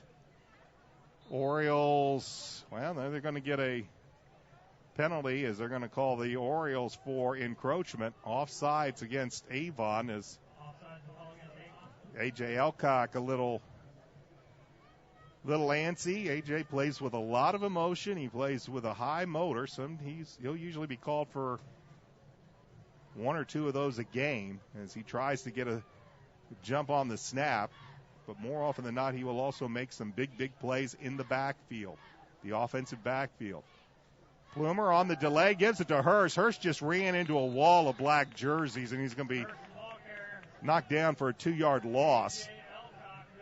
I'm sure they will think about that one again. A.J. Elcock, among others, but as soon as Hurst took the handoff, there were 3 black jerseys waiting for him, and it's a 2-yard loss back to the 39-yard line. That'll set 3rd down and 4 for the Millers as the clock moves down to 3:13 left to go in this first half. Both teams with their full allotment of timeouts remaining in this first half of play.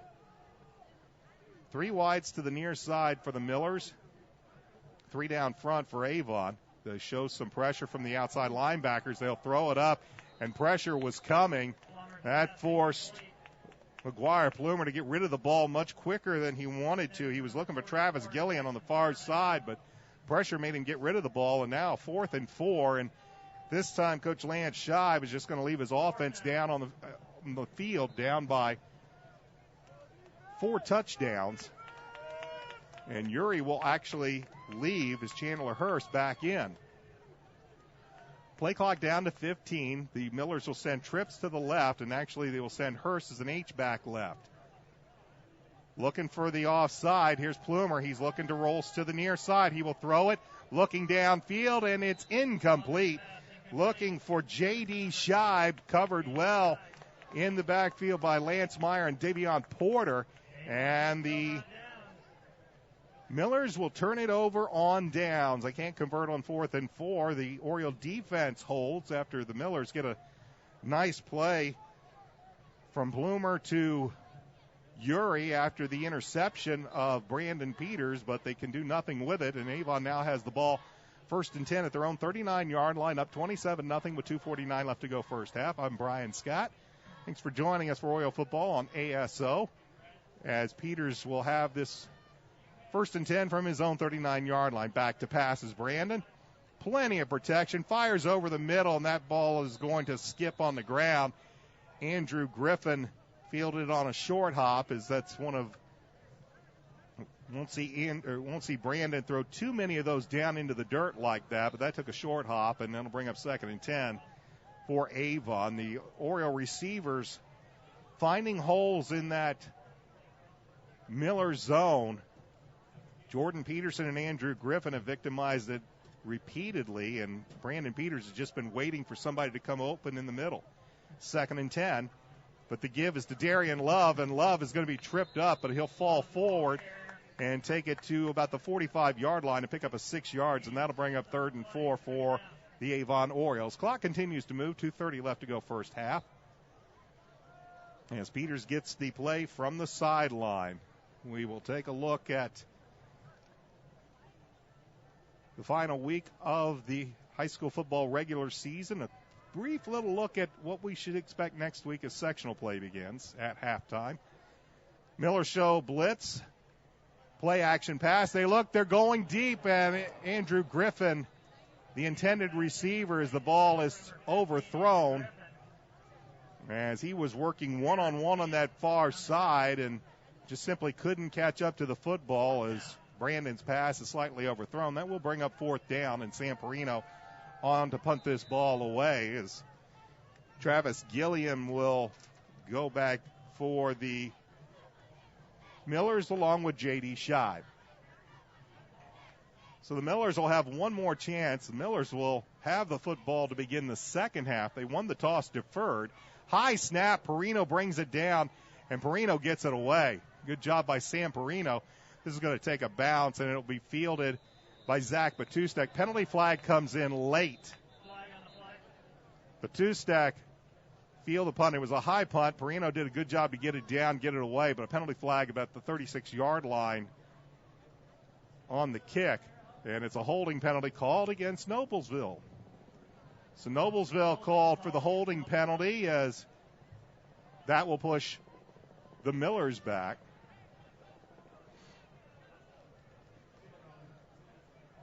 As they check out the penalty.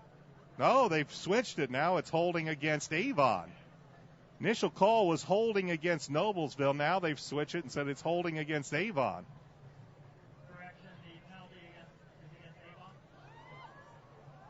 So the initial call was holding against Noblesville. Now officials have reversed it and said the holding penalty went against Avon, and that'll march the ball up to the 45-yard line of Noblesville, where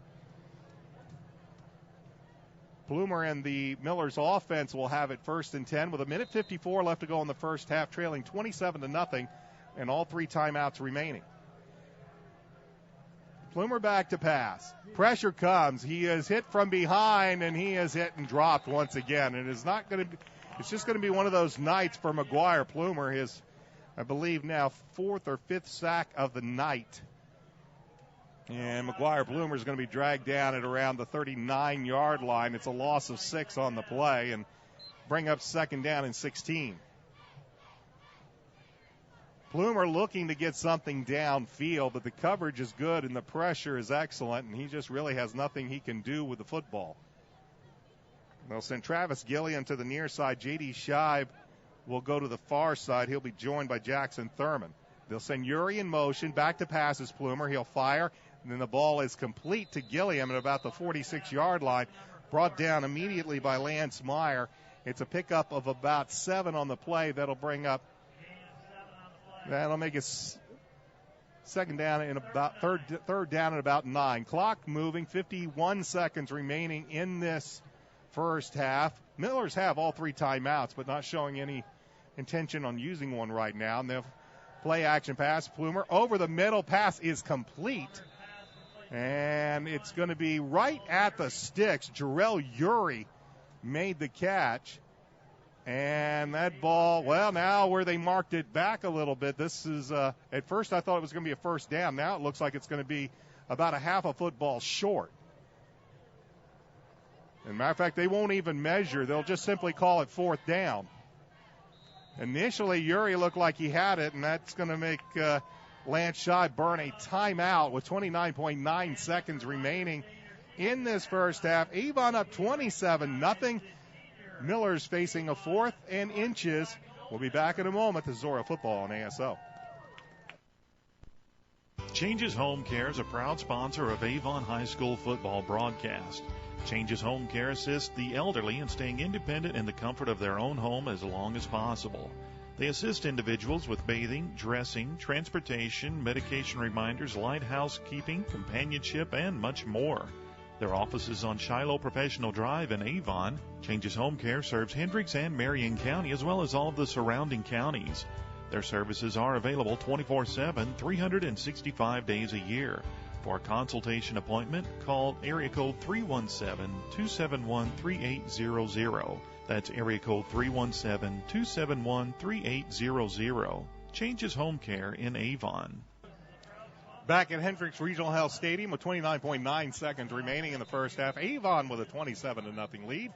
Brian Scott flying solo tonight. Coach Dave Shelbourne will be back with me for sectional play next week at Brownsburg. Millers face a 4th and inches. Jarrell Urey looked like he had the first down, but the spot puts it just shy. And now we're going to see McGuire Plumer bend under center. He's going to dive forward, and he will get the pile moving, and the pile is still moving. And when it's all said and done, the pile moves all the way down inside the 40 to the 36-yard line. So a lot of help by his big offensive line there for the Millers quarterback. Nets a first down for the Millers. Clock stops while they move the chains. 22.6 seconds remaining. Plumer back to pass. He fires, looking down near side. He's looking for Urey. Urey incomplete. Lance Meyer was in coverage. Penalty flag comes out. The ball was underthrown. Meyer was there for what looked like a possible interception. This might be pass interference against the offense. No, they're going to call defensive holding. And the Orioles sideline fans and, most importantly, the coaching staff not agreeing with that. Lance Meyer was in one-on-one coverage with Jarrell Urey going down the sideline. The ball was underthrown. Meyer had a chance for a pick, and it looked like the Urey went through Meyer to try to either get the football or keep it away, and in the end they were going to call defensive holding. So the Millers will have it 1st and 10 from about the 27-yard line. Plumer back to pass. Good coverage downfield. Fires, and now batted down by Zach Batustak. As great coverage downfield as nobody was open for McGuire Plumer. And that'll bring up 2nd down and 10. Millers still have 2 timeouts remaining, 6.6 seconds remaining. They trail 27-0. We'll see what they elect to do here. Again, the wind not quite as brisk as it was at the start of the game, but it is in the Millers' face, is probably about 10 to 15 miles per hour. 2nd down and 10. Ball at the 27-yard line. Plumer back to pass. He fires. He's looking for the corner, and that one's going to be thrown well out of bounds. He was looking for Jackson Thurman over there on that far sideline. And Scott Campbell was in coverage, and with 0.8 of a second, now they will send Andrew Little on to attempt a field goal. This would be a 43-yard field goal from the near hash.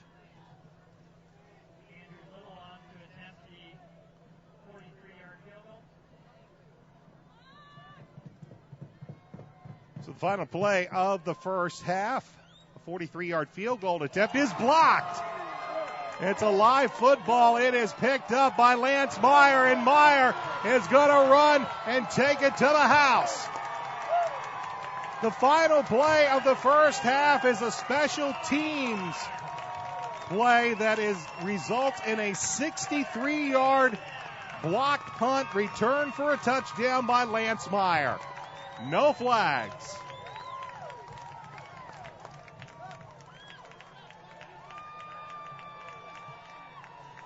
So the Millers, looking to get anything here before the end of the first half, elect to try the 43-yard field goal. And Lance Meyer comes in and picks up the blocked kick and returns at 63 yards for the touchdown. And this one snapped but blown dead. As it was a low snap, Andrew Griffin had picked up the football. And they'll call dead ball illegal procedure against Avon, so they will try this again. So 2 big special teams plays by the Orioles in this one. A 98-yard kickoff return for a touchdown to start the game, and now to end the first half, a 63-yard return for a touchdown of a blocked field goal. As Perino will send this one on the way, and it is no good. But that, with zeros on the scoreboard, ends the first half as the Avon Orioles head to the locker room with a 33-0 lead over the Noblesville Millers. We're going to pay some bills, come back, and talk a little bit about what's happening in the Hoosier Crossroads Conference, talk about what's happening in sectionals, and talking about whatever else I can talk about to fill up 20 minutes of time here at Avon. Our score at the half, Avon 33, Noblesville nothing. This is Avon Oriole football on Audio Sports Online. Changes Home Care is a proud sponsor of Avon High School football broadcast. Changes Home Care assists the elderly in staying independent in the comfort of their own home as long as possible. They assist individuals with bathing, dressing, transportation, medication reminders, light housekeeping, companionship, and much more. Their office is on Shiloh Professional Drive in Avon. Changes Home Care serves Hendricks and Marion County as well as all of the surrounding counties. Their services are available 24/7, 365 days a year. For a consultation appointment, call area code 317-271-3800. That's area code 317-271-3800. Changes Home Care in Avon.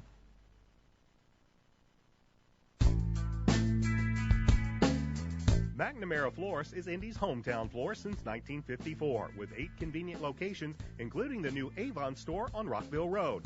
McNamara Florist is famous for our floral designs for all occasions that help our clients express their emotions through flowers. Visit McNamara Florist for outstanding personal service and to select from the renowned home decor merchandising, including stunning Christmas classics. McNamara Florist is located at 9655 East Highway 36 in Avon, and you can give them a call at 579-7900. We'd like to thank Citywide Paving for their support of Avon football and our Avon football broadcast this year. Avon Dental Center is a proud sponsor of Avon High School sports broadcast. Dr. Timothy Greer and Dr. Christopher LaFave have served Hendricks County families for over 20 years. Located in Avon's Beechwood Center area just east of Ivy Tech, they're open Monday through Friday, although early morning hours are available. Avon Dental Center offers high-tech dentistry that includes dental implants, orthodontics, and one-appointment crowns. At Avon Dental Center, their priority is to deliver quality care to informed patients in a comfortable and convenient setting. You can get more information at avondentalcenter.com or call for an appointment at 272-8100. Avon Dental Center. Avon has a rich wrestling tradition, and now Red Cobra Wrestling is proud to be a part of it. Opening last November, Red Cobra Wrestling offers training sessions run by nationally known coach Chad Red. Red Cobra Wrestling is located at 9233 East Highway 36 in Avon, across the street from Walmart and behind sidelines in the Red Brick Building. Red Cobra Wrestling offers sessions for all ages, including 3rd grade and under and 4th grade and up. Learn more about prices, class schedules, and information at RedCobraWrestlingAcademy.com.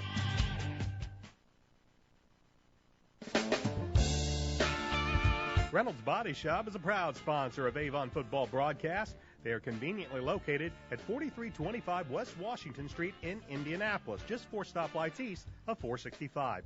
Their phone is 317-243-2372, and they are open Monday through Friday from 7:30 a.m. to 5 p.m. Reynolds has been family-owned and operated for 30 years, specializing in collision repair. Reynolds Body Shop is also an insurance work specialist. Learn more about them on the web at www.reynoldsbodyshop.com.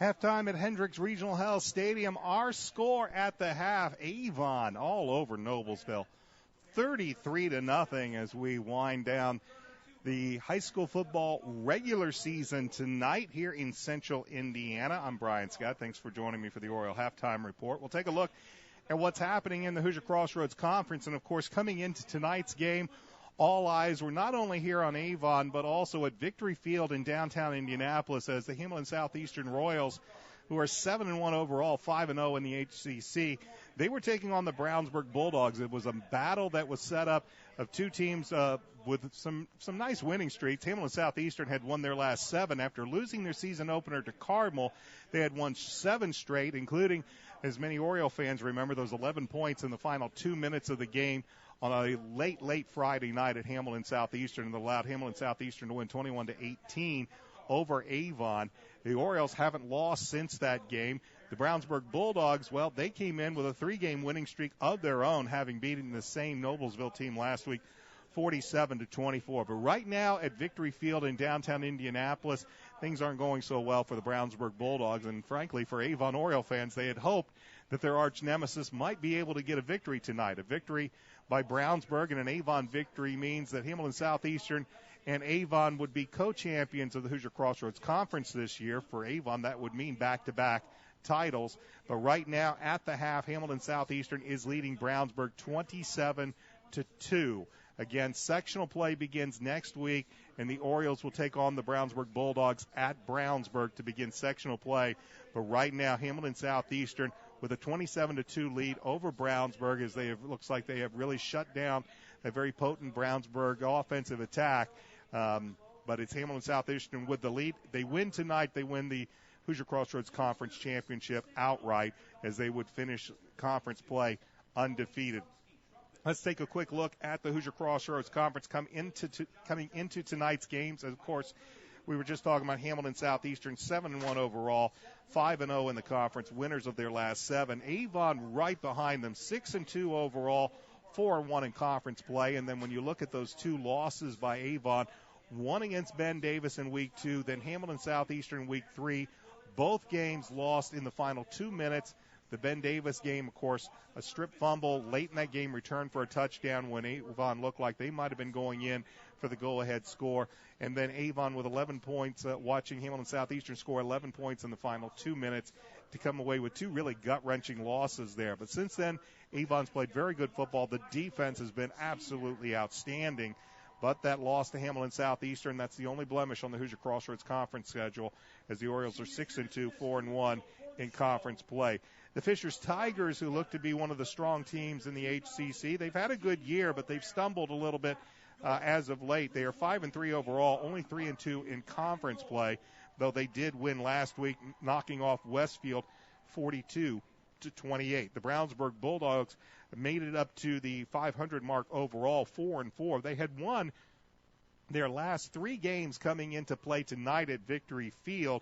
They beat this Noblesville team, as I mentioned earlier, 47-24 last week at Brownsburg. But at Victory Field tonight, not having very much success against Scott May's Hamilton Southeastern Royals team, as I mentioned, trailing at the half 27-2. Brownsburg 4-4 on the year, 3-2 in Hoosier Crossroads Conference action. It's been a prolific offense for the Bulldogs. Their defense, not so much. They're one of the worst defensive teams in the Hoosier Crossroads Conference. Westfield 4-4 overall this year, but the Shamrocks have not done so well in conference play. Only 2-4 on the year. They fell to Fishers last week. Noblesville, these Millers are 3-5 losers of their last 3 games. Only 1-4 in conference play. The Millers also having some problems offensively with the football, as no points here in the first half might attest, but defensively they've also given up quite a few points this season. And finally, Zionsville is 3-5 overall, but they have yet to win a game in the Hoosier Crossroads Conference. They are 0-5, losers of their last 4, including that game last week against Avon, 49-21. So setting up the final week of the regular season in the Hoosier Crossroads Conference tonight. Hamilton Southeastern, as I mentioned, they are playing Brownsburg at Victory Field. Of course, the Orioles host the Millers here. Westfield is playing the non-conference game tonight. They are at Brebeuf Jesuit, while Zionsville is at Fishers. Many of you Oriole fans will remember last year, Orioles with a very, very hard-fought win at Noblesville last year, and as they were getting ready to board the bus, they found out that Zionsville upset Fishers last year, and what many people thought would probably be co-champions last year turned into an outright championship for the Avon Orioles last season, their first outright championship in the Hoosier Crossroads Conference. As far as sectionals go involving Hoosier Crossroads Conference teams next week, Hamilton Southeastern and Fishers, well, much like Avon and Brownsburg, they're going to open with one another. Noblesville, it doesn't get any easier for the Millers. They'll have to open up sectional play at Carmel.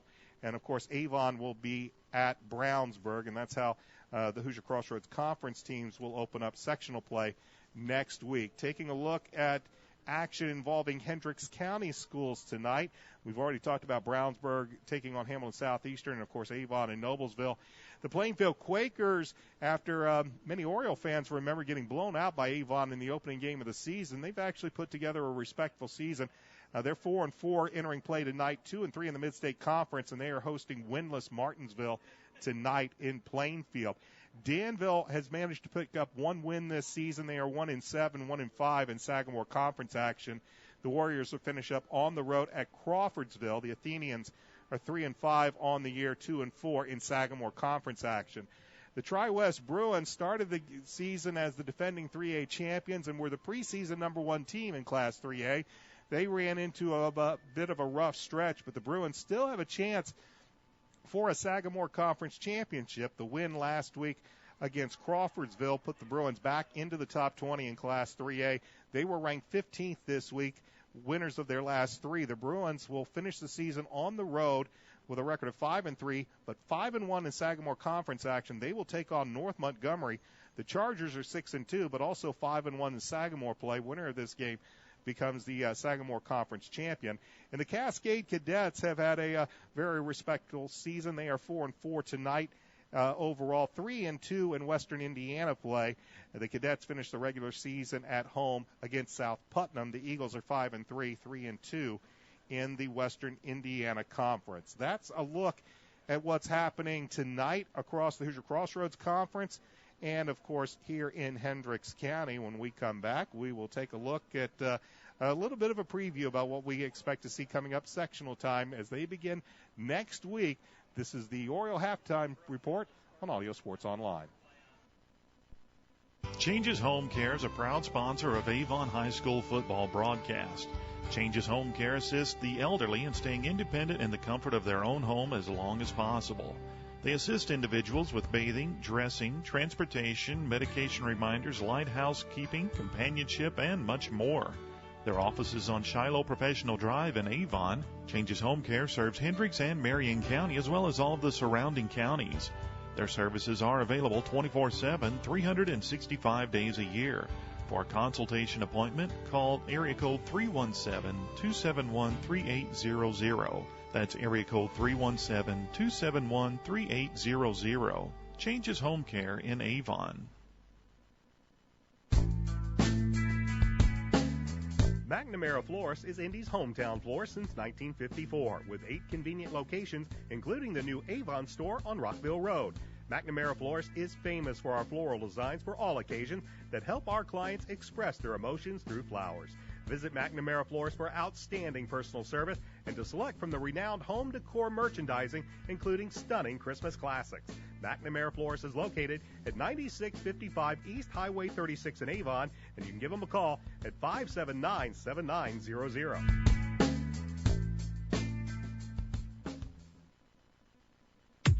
We'd like to thank Citywide Paving for their support of Avon football and our Avon football broadcast this year. Avon Dental Center is a proud sponsor of Avon High School sports broadcast. Dr. Timothy Greer and Dr. Christopher LaFave have served Hendricks County families for over 20 years. Located in Avon's Beechwood Center area just east of Ivy Tech, they're open Monday through Friday, although early morning hours are available. Avon Dental Center offers high-tech dentistry that includes dental implants, orthodontics, and one-appointment crowns.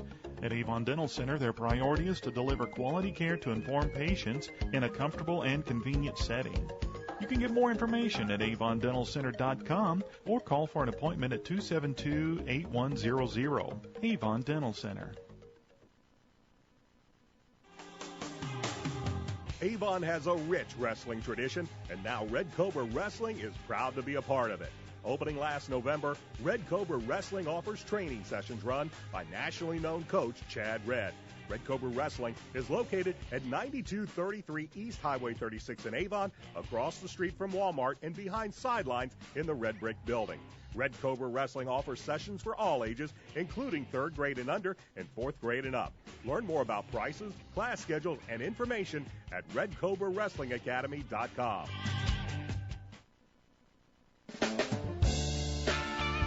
Reynolds Body Shop is a proud sponsor of Avon Football Broadcast. They are conveniently located at 4325 West Washington Street in Indianapolis, just 4 stoplights east of 465. Their phone is 317-243-2372, and they are open Monday through Friday from 7:30 a.m. to 5 p.m. Reynolds has been family-owned and operated for 30 years, specializing in collision repair. Reynolds Body Shop is also an insurance work specialist. Learn more about them on the web at www.reynoldsbodyshop.com.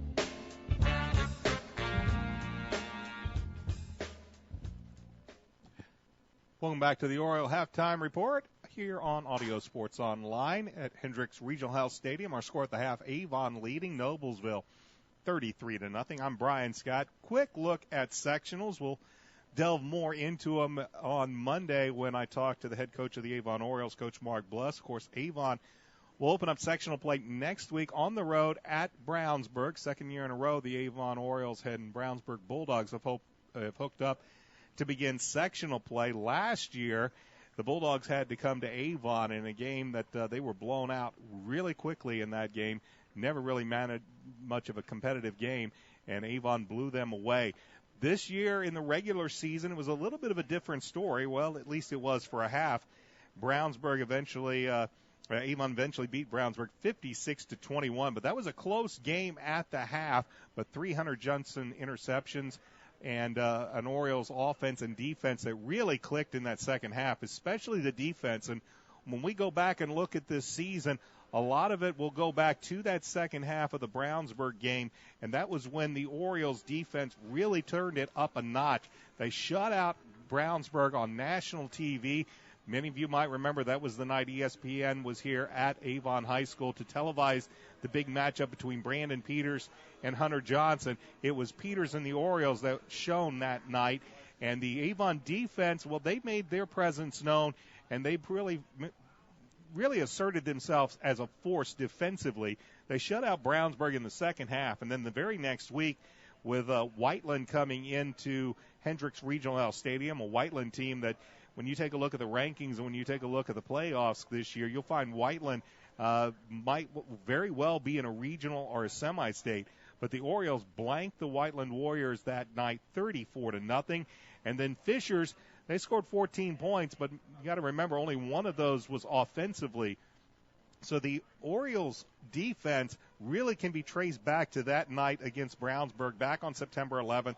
The Bulldogs scored 21 points in the first half. The Orioles led on the scoreboard at the half, but then the Orioles put 26 points up on the board in that second half, and that was all that was needed as Avon went on to win 26-21. And then this defense made many opponents around the Hoosier Crossroads Conference and many offensive coordinators nights, rather sleepless nights, as this defense really cranked it up since that game. Since then, Westfield and Zionsville, they managed to put some points on the board, much of it in garbage time late in the fourth quarter as the Orioles were substituting. So this defense has been, as much as we have Brandon Peters, Matt Moore, Andrew Griffin, Harrison Weber, Jordan Peterson, Brian Fitzgerald, Darian Love, Corey DePriest. We talk all day about this very, very explosive Orioles offense. It's been this defense led by A.J. Elcock, Matt Thompson, Zach Batustek, and really Brian Fitzgerald. We've seen a lot of Bryant in the special teams and also offensively rushing the football. But Bryant started this season defensively. He's been a thorn in anybody's side wherever he's had to play. He's been playing tonight also as strong safety. We've seen great work from Zach Batustek, Levi Hawk.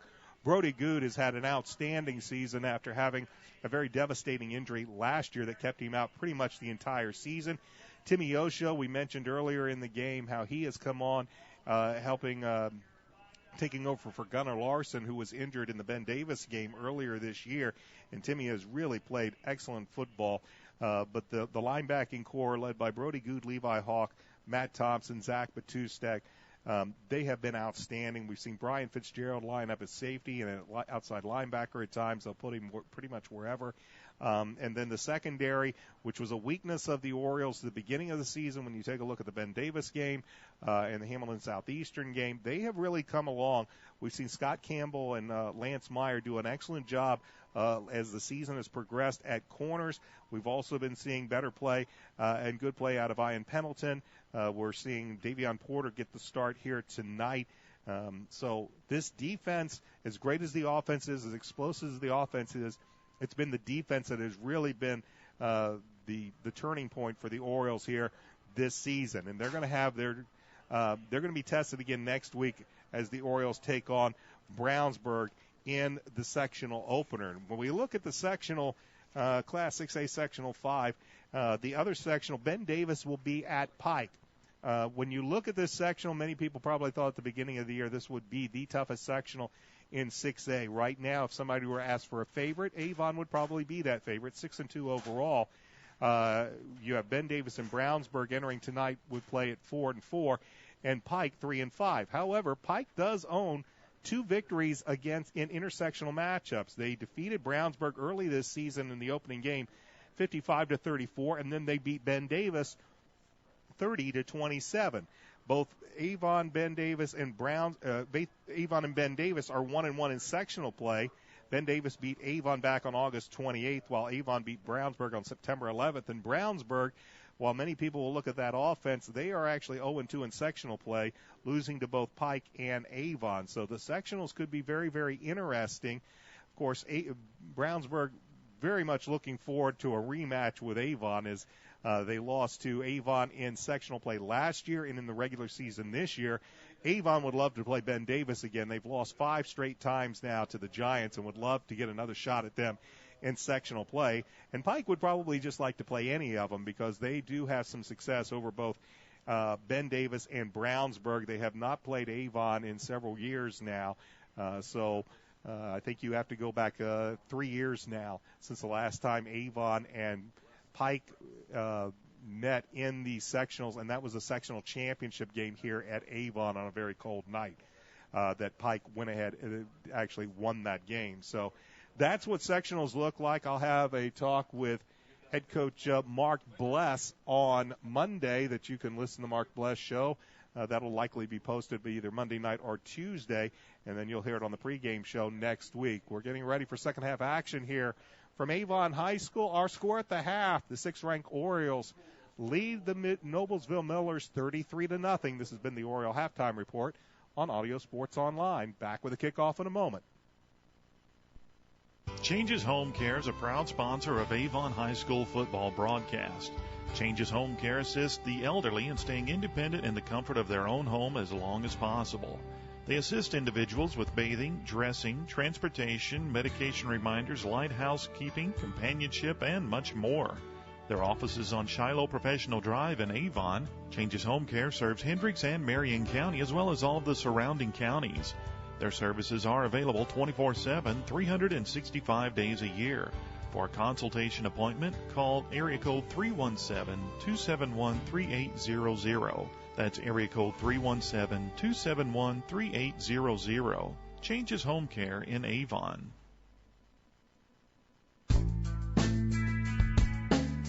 McNamara Florist is Indy's hometown florist since 1954, with 8 convenient locations, including the new Avon store on Rockville Road. McNamara Florist is famous for our floral designs for all occasions that help our clients express their emotions through flowers. Visit McNamara Florist for outstanding personal service and to select from the renowned home decor merchandising, including stunning Christmas classics. McNamara Florist is located at 9655 East Highway 36 in Avon, and you can give them a call at 579-7900.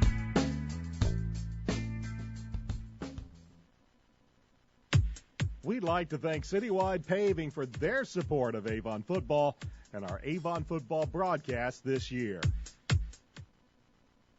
Avon Dental Center is a proud sponsor of Avon High School sports broadcast. Dr. Timothy Greer and Dr. Christopher Lefebvre have served Hendricks County families for over 20 years. Located in Avon's Beechwood Center area just east of Ivy Tech, they're open Monday through Friday, although early morning hours are available.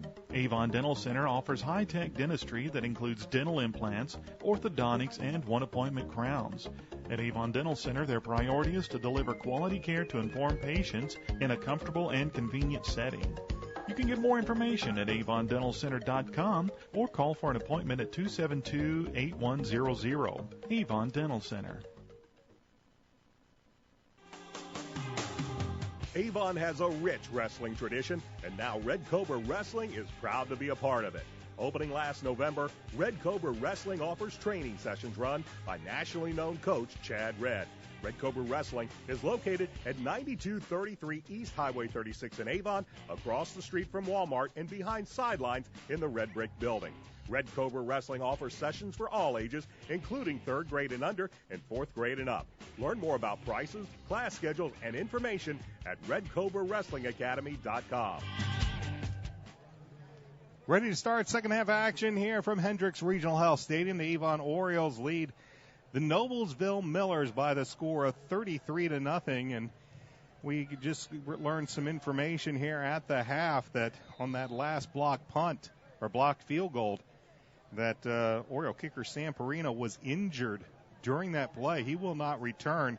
Harrison Weber is going to kick this football off. So we'll see how the kicking duties fall here for the Orioles as Harrison Weber gets a spinner that'll be fielded at the 11 on a bounce, coming up to the 20, to the 23, and then buried under there, I believe, was Travis Gillian. But if Perino is lost for any extended period of time, that is going to be a huge blow to this Orioles team. As again, Perino has not been forced to kick a whole lot of field goals for Avon this season, mainly because Avon usually scores touchdowns and not field goals. But he's been, for the most part, a very, very good point after kick. Most of his misses on points after, like what we just saw here with a block kick. But his kickoffs have been outstanding, and his punting has been very good. To lose Sam for any extended period of time is going to be a tough for these Orioles. Here's Jarrell Urey on the first play from scrimmage, and he will find a little bit of room over on the left side, but not a whole lot, as the Millers will start the second half on offense after the return was taken to about the 24-yard line and a pickup of about 3 yards for Urey on 1st and 10. The ball will be spotted at the 28-yard line, and it'll bring up second down and about 6-7 yards to go. Millers find themselves trailing 33-0, and that ball's batted down. A.J. Elcock. He came in from the right side, got his paws up, and knocked that ball down, and that'll bring up third down. Well, as we've been saying for quite a while now, what Avon does, they get a lot of pressure, and they really do it from the front three. And this time, A.J. from the right side, he came over. And as Plumer made his throwing motion, he just got his hands up and knocked it down. It'll bring up third and long.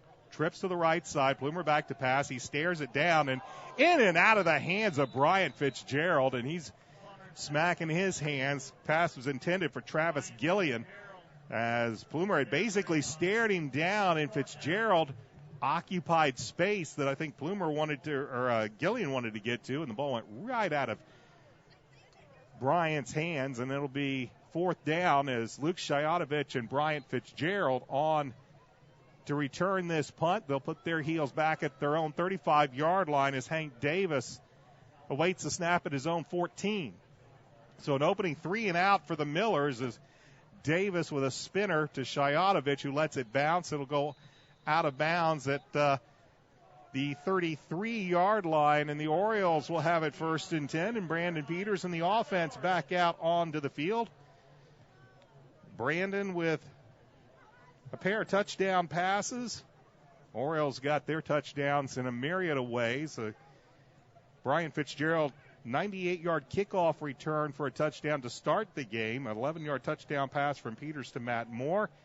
A 5-yard Darian Love run. A 29-yard Peters to Andrew Griffin pass. And then a 63-yard return on a blocked field goal as Darian Love slips a couple of tackles, and a very, very hard run by the 875-pound senior nets him about 4 or 5 yards on the play, and that's really been the story of this game for Avon, about 4 to 5 yards on every first down, and getting themselves, as Coach would love to say, on schedule. And They will have a 2nd down and 5 with the ball at the 38-yard line.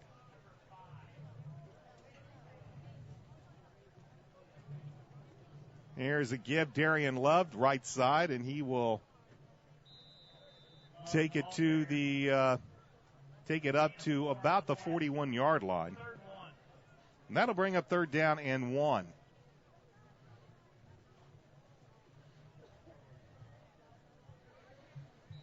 And we mentioned Perino likely now.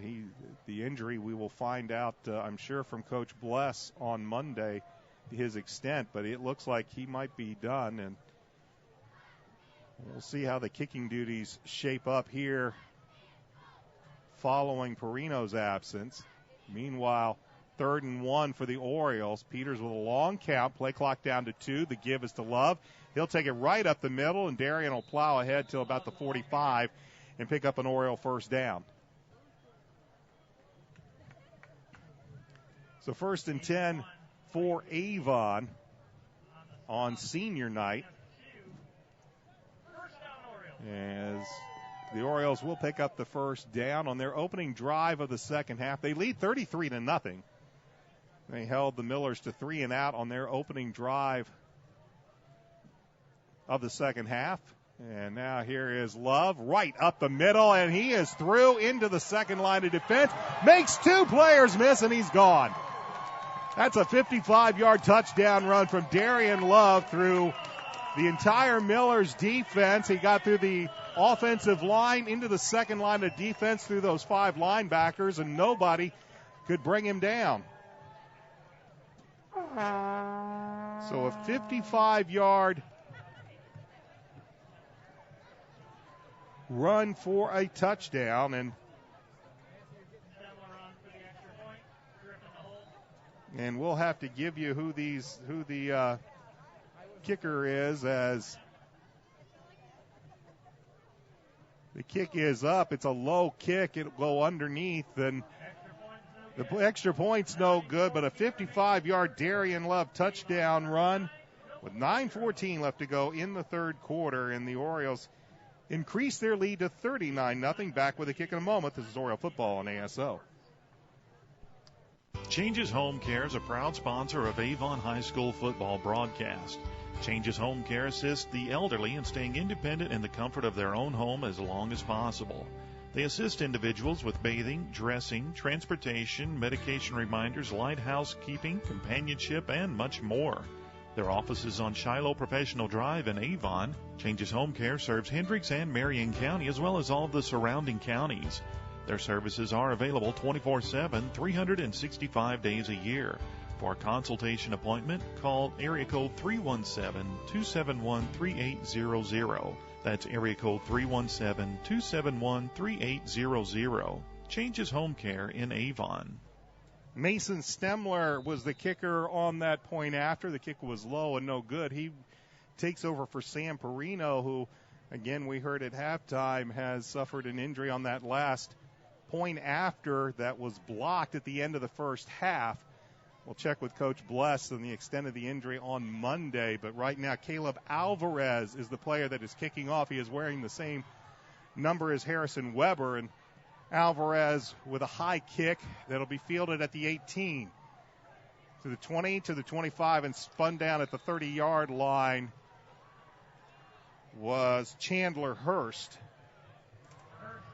And the Millers, who have not had anything go right tonight, they have seen 2 touchdowns on special teams. They have watched the Orioles offense run over them and pass over them, and with 9:10 left to go in the 3rd quarter, the Millers find themselves trailing 39-0 as McGuire Plumer and the offense is back on the field. Hurst dives forward, and he will pick up about 6 yards, up to about the 36-yard line.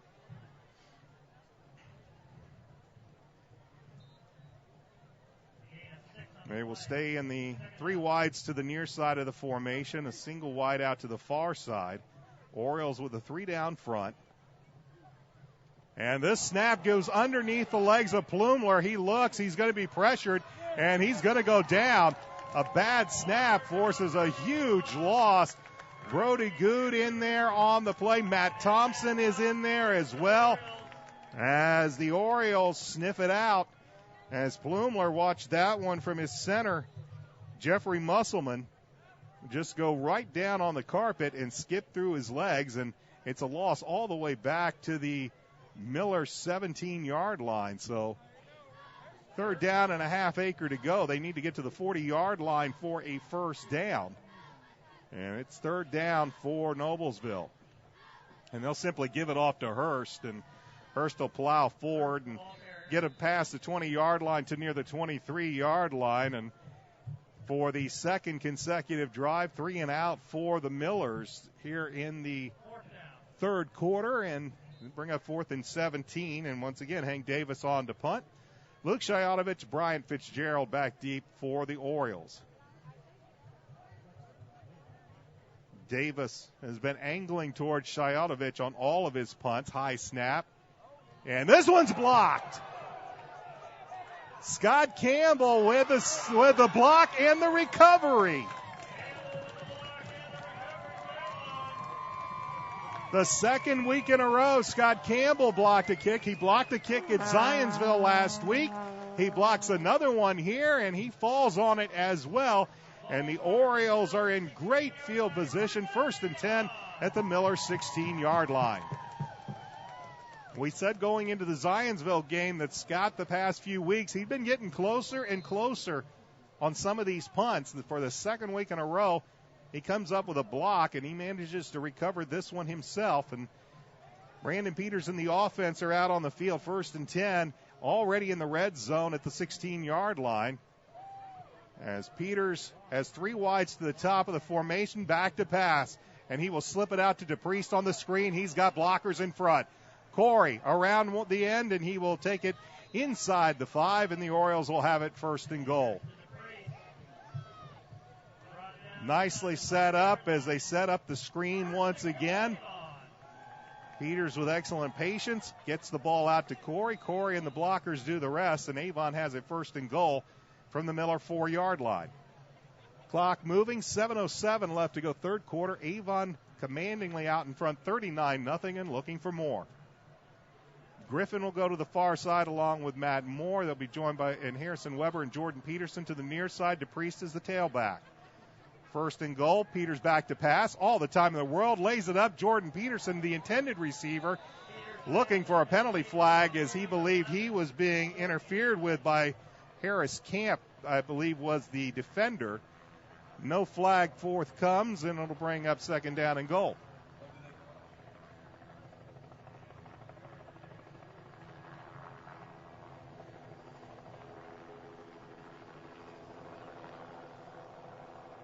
Well, they did call a penalty, but this one is against Avon, a 5-yard penalty. And it's an ineligible man downfield. Did not see the penalty flag, but it's a 5-yard penalty back to the 9-yard line, and it will still be 1st and goal this time from the 9. 3 wide outs near side. DePriest, the lone tailback. He'll get the give. He'll go look for some room on the left side. Dives up front, and he'll dive it and take it down inside the 2, close to the 1-yard line. It'll bring up 2nd and goal.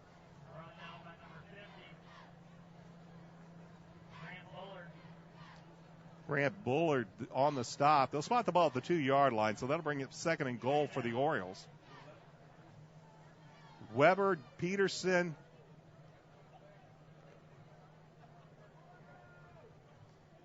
and Drew Pankey-Wallace to the right. Andrew Griffin, single coverage near side, but the give is to DePriest, and he will take it into the end zone from 2 yards out. Corey DePriest over the right side. Behind the 2 big freshmen, DJ Bowles and Addison Batten. He gets it in for 2 yards out, and the Orioles tack on another touchdown. And with 6:07 remaining in the 3rd quarter, they lead 45-0 pending the extra point, which will be attempted by Mason Stemler. Again, Sam Perino injured at the end of the first half on an extra point attempt. Stemler on for the point after. This is a good kick, drives it right through, and Stemler adds the extra point. With 6:07 left to go in the third quarter. Avon 46, Noblesville nothing. Back with a kick in a moment. This is Oriole football on ASO.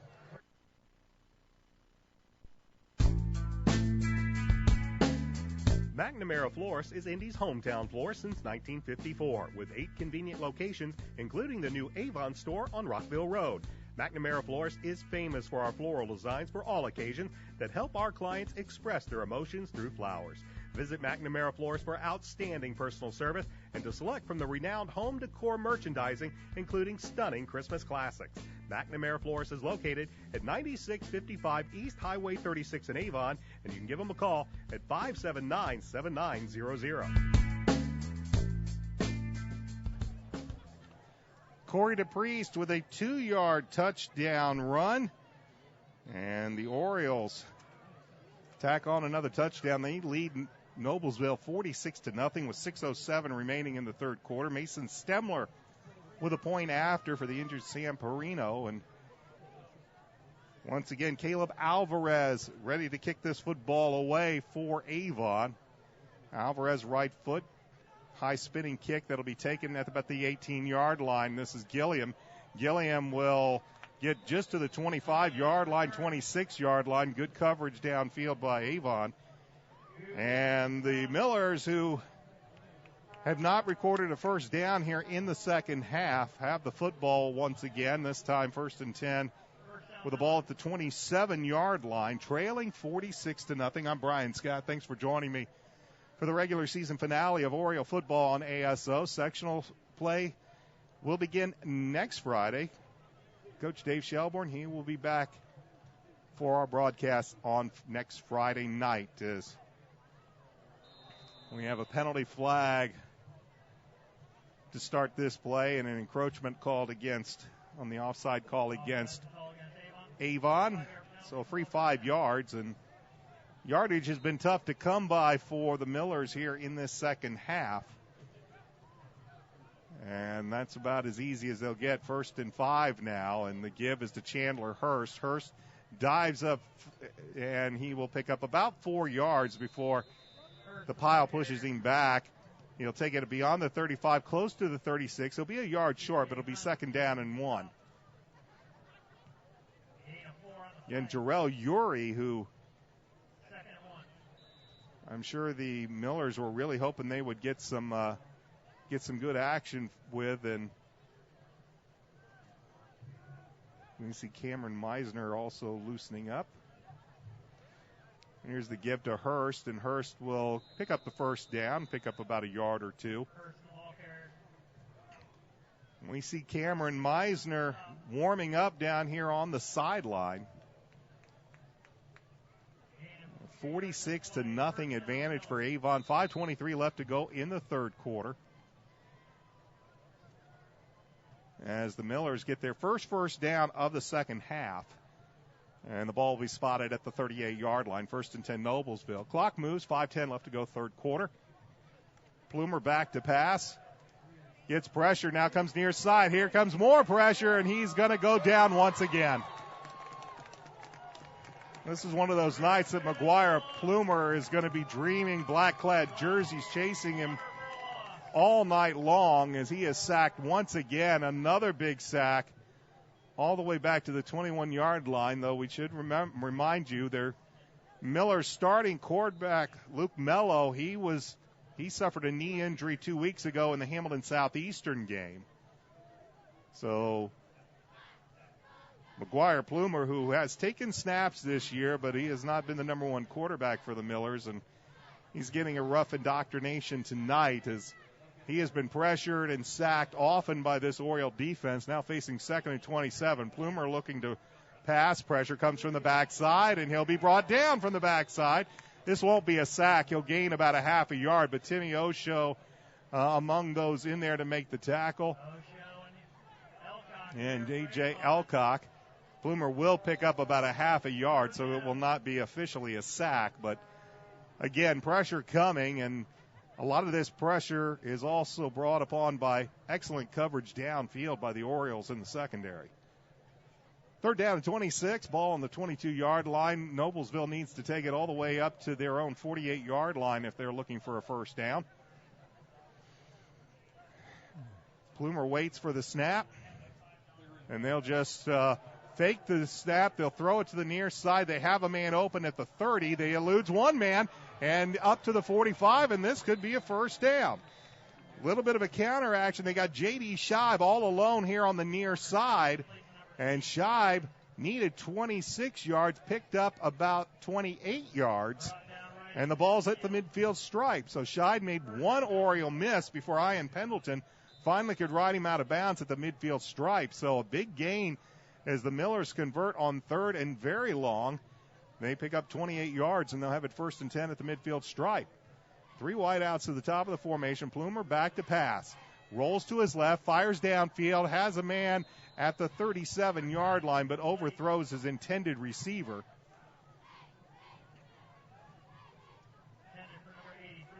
Blake Taylor was the intended receiver on the far side, but the pass high and out of Taylor's reach. That'll bring up 2nd down and 10. So a well-designed play on that big 3rd down conversion. They rolled Plumer to his left, and then he spun, pivoted back to his right, and found J.D. Scheib all alone, and Scheib did the rest. 2nd and 10 for the Millers. Clock stopped, 3:04 left to go, 3rd quarter. Play action pass, they'll fire left, side pass is complete. Once again, this is Scheib. Scheib with the reception brought down by Davian Porter. And it will be enough for a first down as the ball was right on the 40-yard line. So 1st and 10 Noblesville as they'll move the chains, and Noblesville quickly to the line of scrimmage.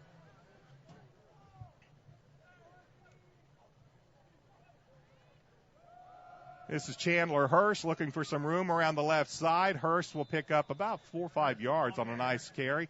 Actually, maybe give him about 6 or 7 when all is said and done, as he'll spot the ball at the 33-yard line. So a pickup of 7, 2nd down and 3 for the Millers as we approach 2 minutes left to go in this 3rd quarter. All Avon, 46-0 is our score. Hurst gets low, gets across the 30, and down to the 29-yard line, and that'll be another first down for Noblesville. So Noblesville gets the big 3rd down conversion. Now they've strung together a couple of first downs, and they'll have it 1st and 10 at the Oriole 29-yard line. Clock moving, 1:55 left to go in the quarter. Plumer back to pass, pump fakes, fires, has a man in the corner. Penalty flag comes out, and it's incomplete. Looked like he was looking for Jackson Thurman, but a penalty flag comes out. This will likely go against Avon. So pass interference is called against the Avon Orioles.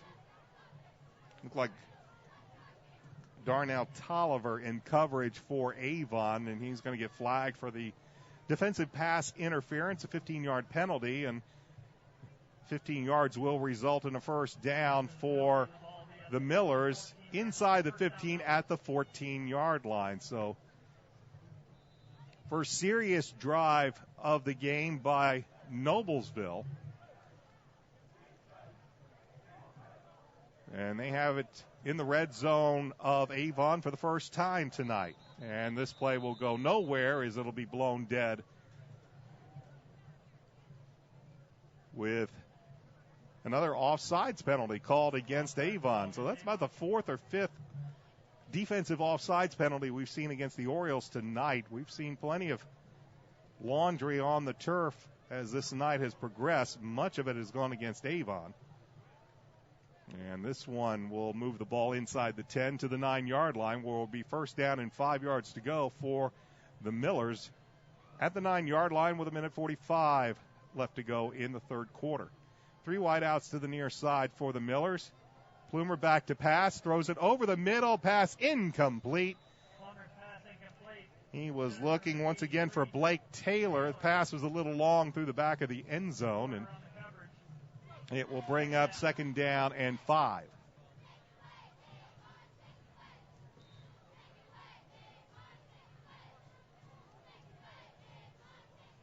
Millers had a scoring opportunity to end the first half, but that ended up with a 43-yard field goal that was blocked, and Lance Meyer returned it 63 yards for a touchdown. Back to pass is Plumer. He will look for the corner, throws it in the corner. It is in the end zone, and a touchdown. 9-yard touchdown pass to J.D. Scheid by McGuire Plumer, and the Noblesville Millers are on the board.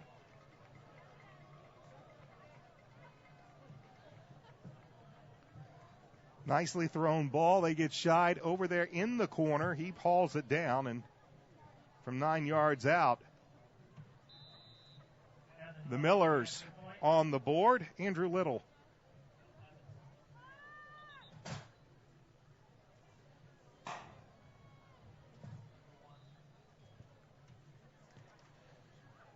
So Chase Evans, on for the point after.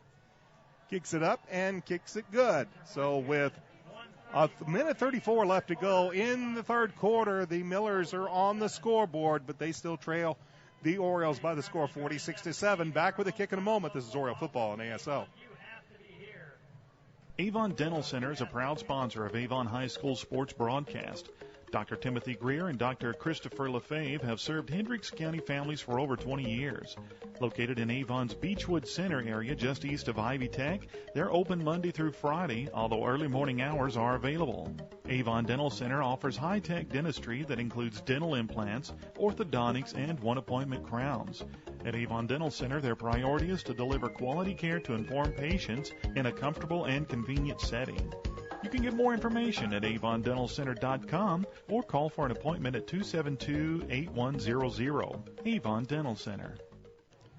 Noblesville Millers dent the scoreboard on a 9-yard touchdown pass from McGuire Plumer to J.D. Scheid. Chris Evans' point after is good. All set up on a 3rd down and 26.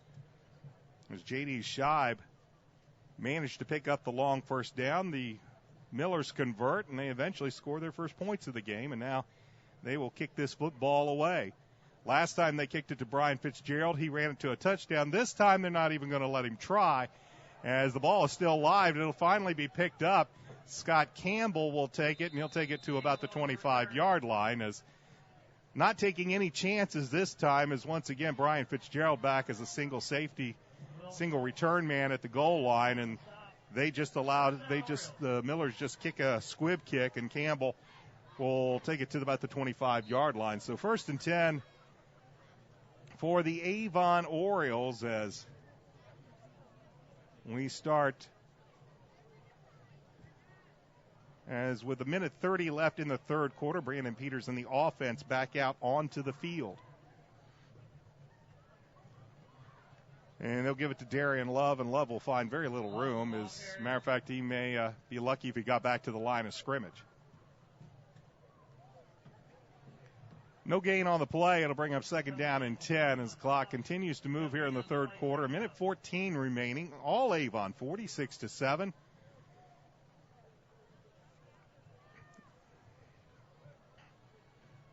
Jordan Peterson will come to the near side. Drew Pankey-Wallace will as well. As we're starting to see a few more Orioles come in, but this is Love, the ball carrier. He will take it over the left side, and he'll take it up to about the 30-yard line and pick up a 5. It'll bring up 3rd down and 5.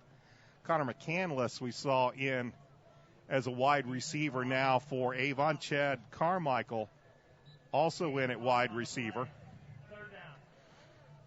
34 Orioles seniors on this football team. McCandless, one of those seniors, getting some playing time. Drew Pankey-Wallace, as I mentioned, also another senior. He's in the game as well. As Jordan Peterson will be the single wide out to the near side, but this is Darian Love. Finds some room around the right side, and Darian with a good strong run has the first down. Picks up 7 yards. The Orioles will move the chains. And that will likely be the final play of the third quarter. So once they start the clock, that'll end the third quarter of play. Our score after 36 minutes of football, Avon leading Noblesville 46-7. We'll be back with the fourth quarter right after this. This is Oriole football on ASO.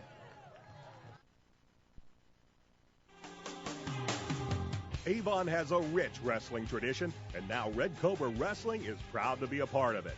Opening last November, Red Cobra Wrestling offers training sessions run by nationally known coach Chad Red.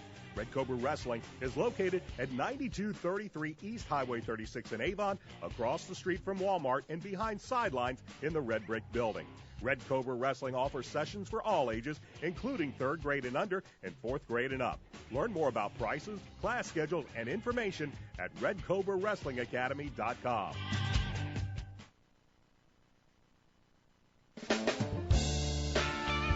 Reynolds Body Shop is a proud sponsor of Avon Football Broadcast. They are conveniently located at 4325 West Washington Street in Indianapolis, just 4 stoplights east of 465. Their phone is 317-243-2372, and they are open Monday through Friday from 7:30 a.m. to 5 p.m. Reynolds has been family-owned and operated for 30 years, specializing in collision repair. Reynolds Body Shop is also an insurance work specialist. Learn more about them on the web at www.reynoldsbodyshop.com.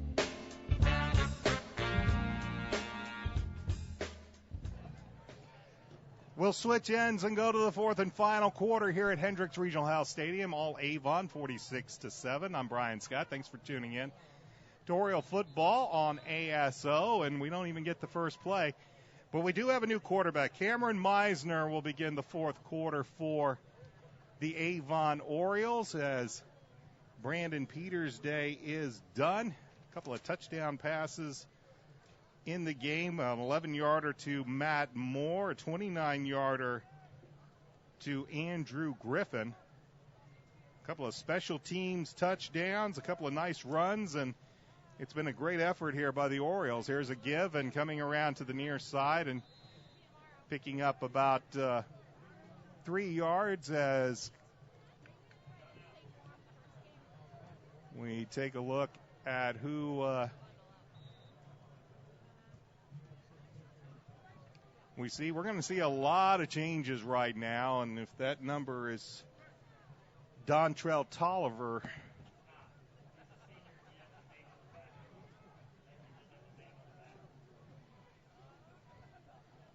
so we've got a whole bunch of new faces and new places, and we'll try to keep up with it as this is a give that goes around the left side, and a penalty flag comes flying in from the side judge.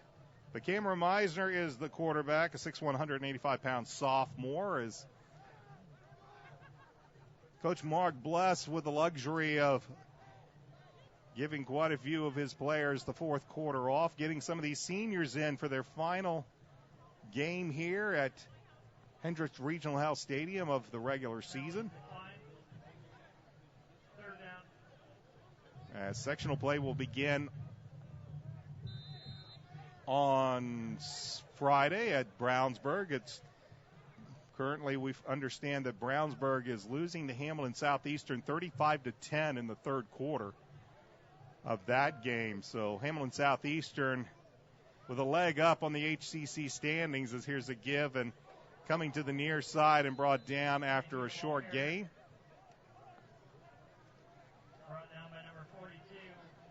And that'll bring out the punting unit.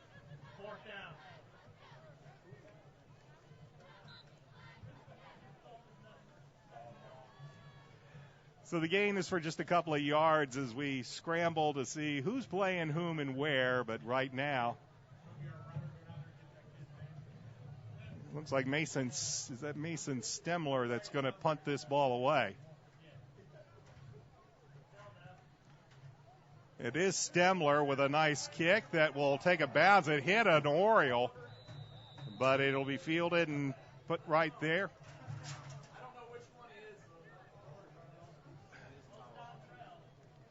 So Mason Stemler with the punting duty. So we've seen Stemler handle the extra points and the punting. We've seen Caleb Alvarez with the kickoffs. This is all in light of the information we learned at halftime that Samperino was injured on the final play of the first half on an extra point.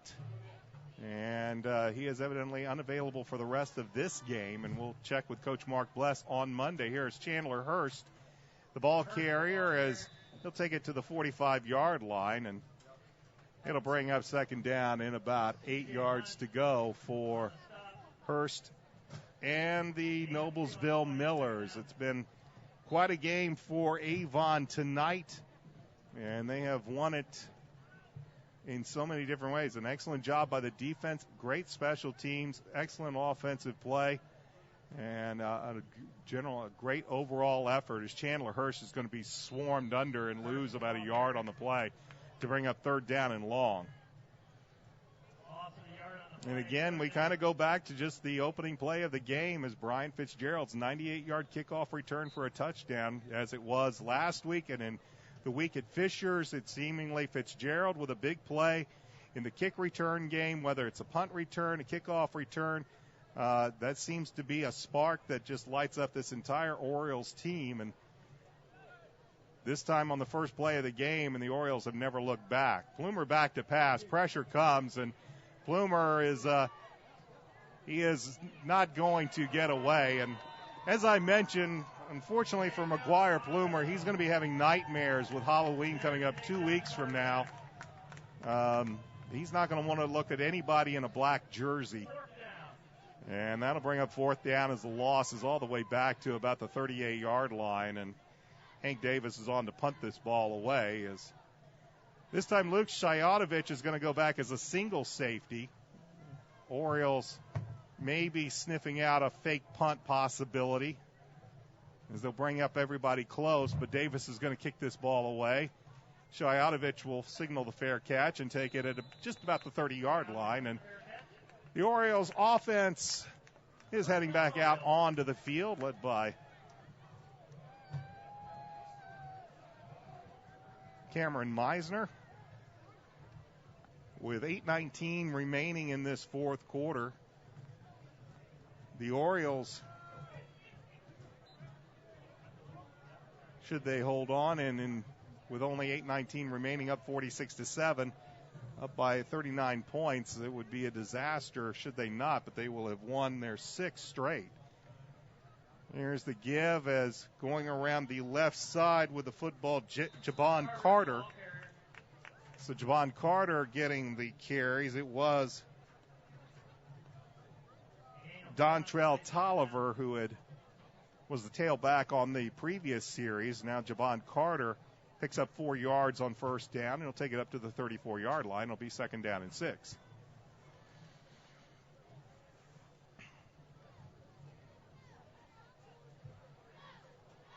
Again, Connor McCandless into the game. Luke Allen also is a wide receiver to the near side. Meisner hands the ball off. Carter looks for some room, doesn't find a whole lot. Might get back to the line of scrimmage, maybe an extra yard. It'll bring up third down and 5 for Avon.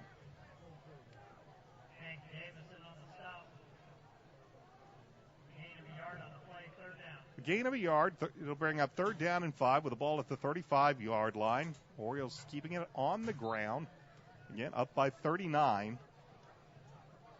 And Allen and McCandless will come to the near side once again for Avon. Carter is the tailback to the right of Meisner. And he will get the ball, look for some room, dive forward, and he'll pick up 2 or 3 maybe, but he'll be well short of the first down. And that's going to bring up fourth down once again for the Avon Orioles. So Mason Stemler back out to punt this ball away.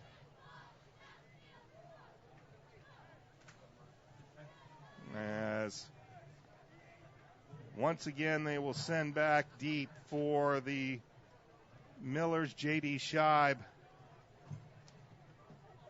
And also Travis Gilliam. So Stemler on for the punt. Gets it away. End-over-end kick that'll be fielded at the 35 and brought down after a quick return by Scheib, but a nice play. Coming down the field, making the tackle.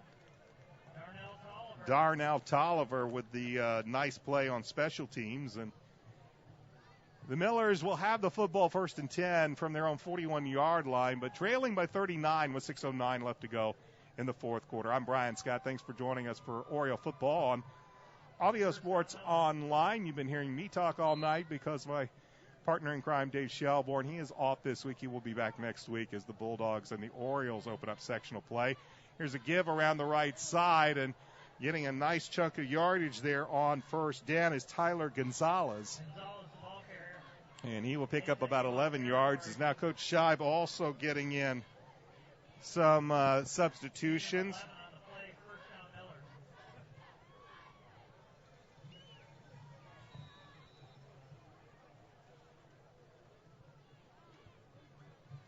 And I believe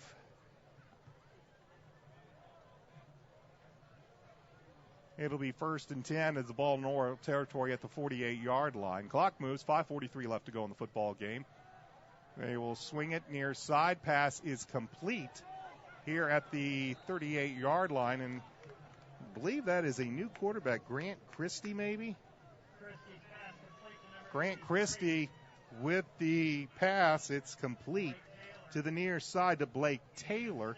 Gain of about 6 down to the 42-yard line. So Coach Scheib also getting a lot of his substitutes into the game. Christie in at quarterback. Tyler Gonzalez is the tailback. He'll be to the left of Christie on this 2nd down and about 4.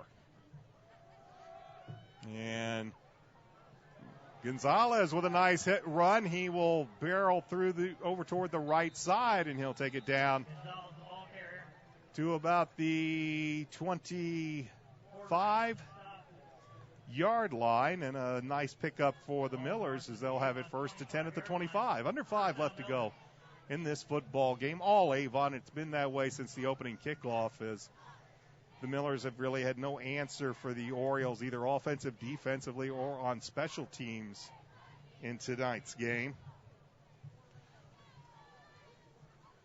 Christie back to pass. He's looking, goes deep, looking for Taylor, and a nice play to knock it away by Darnell Tolliver. Blake Taylor was the intended receiver, but Tolliver got a hand up there and knocked it away at the last second. That'll bring up 2nd and 10.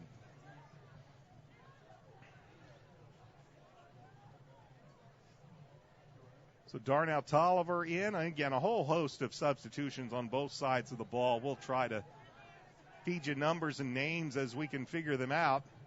It'll be 2nd and 10 as Christie will give it to Gonzalez over the right side, makes it move, and he's a big kid, I can tell you that. Tyler Gonzalez is 5'10", 190 pounds. He's listed as a sophomore, but he runs very powerfully, and if he of course, right now you are working second teams against second teams, and you've got a lot of the JV players from both teams on the field at the moment. But Gonzalez with a couple of very strong, powerful runs. He picks up about 8 on the play. It'll be 3rd down and 2 as we approach 4 minutes left to go in the football game. He will get the football again. Gonzalez will find some room over the left side, and he'll be very close, and looks like he will have the 1st down. And it's inside the 15, close to the 14-yard line. They will move the chain, stop the clock at 3:58 left to go in the 4th quarter. But all Avon, 46-7. Avon, well, on their way to their 6th consecutive win. They will finish the regular season with a record of 7-2. As Christie fires, he has Taylor. Taylor will take it and take it down to about the 2-yard line. And it will be 1st and goal for the Millers at the Oriole 2-yard line. Noblesville, much like it was last week against Brownsburg, when Brownsburg had substituted quite a few of their second-teamers in the game late, put up some points late. Here's Gonzalez. He makes one man miss, and he barrels right side, and he will be shy of the goal line as Tyler Gonzalez will take it down to about the 1-yard line, where it'll be 2nd and goal. As we see running into the game right now, Caleb Berry.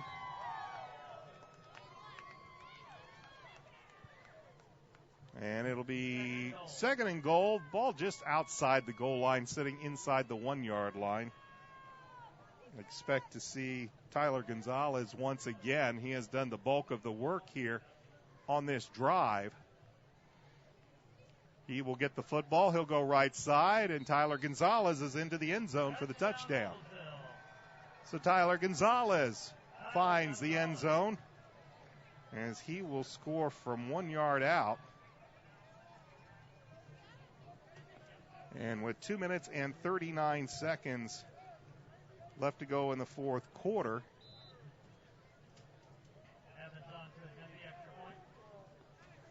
it'll be Chase Evans on to attempt the point after. He'll get this football up, and it is good. 2:39 left to go in the football game. The Millers get the touchdown. The Orioles on their way to the win. This is Oriole football on ASO. Avon Dental Center is a proud sponsor of Avon High School sports broadcast. Dr. Timothy Greer and Dr. Christopher LaFave have served Hendricks County families for over 20 years. Located in Avon's Beechwood Center area just east of Ivy Tech, they're open Monday through Friday, although early morning hours are available. Avon Dental Center offers high-tech dentistry that includes dental implants, orthodontics, and one-appointment crowns. At Avon Dental Center, their priority is to deliver quality care to informed patients in a comfortable and convenient setting. You can get more information at avondentalcenter.com or call for an appointment at 272-8100. Avon Dental Center. Tyler Gonzalez scores from 1 yard out. Chase Evans' point after is good. And 2:39 remain in the regular season. All Avon. They lead the Millers 46-14. And Chase Evans is set to kick this football away.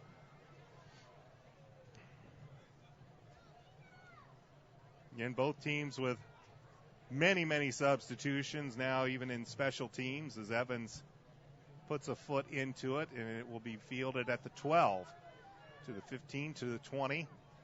And that's Luke Shayatovich, and Shayatovich will take it past the 25, close to the 28-yard line, and the Orioles return to offense as Meisner trots back out onto the field. And 2:34 remain in this football game.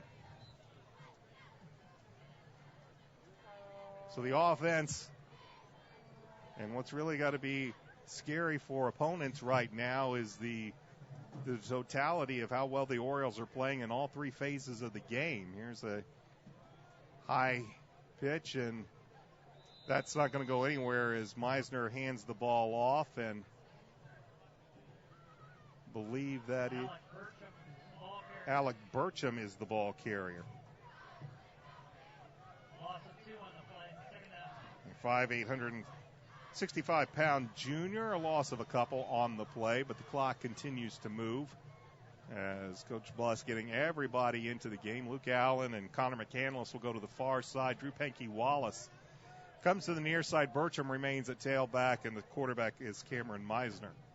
Second down and 12, under 2 minutes. Burcham once again makes a little stutter step and picks up the two he lost, +1, a gain of 3.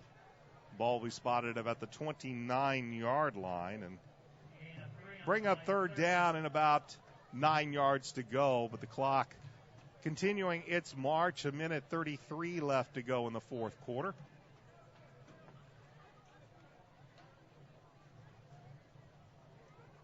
As Allen and McCandless will come to the near side. Penke-Wallace to the far side on 3rd and 9. Burcham to the left of Meisner.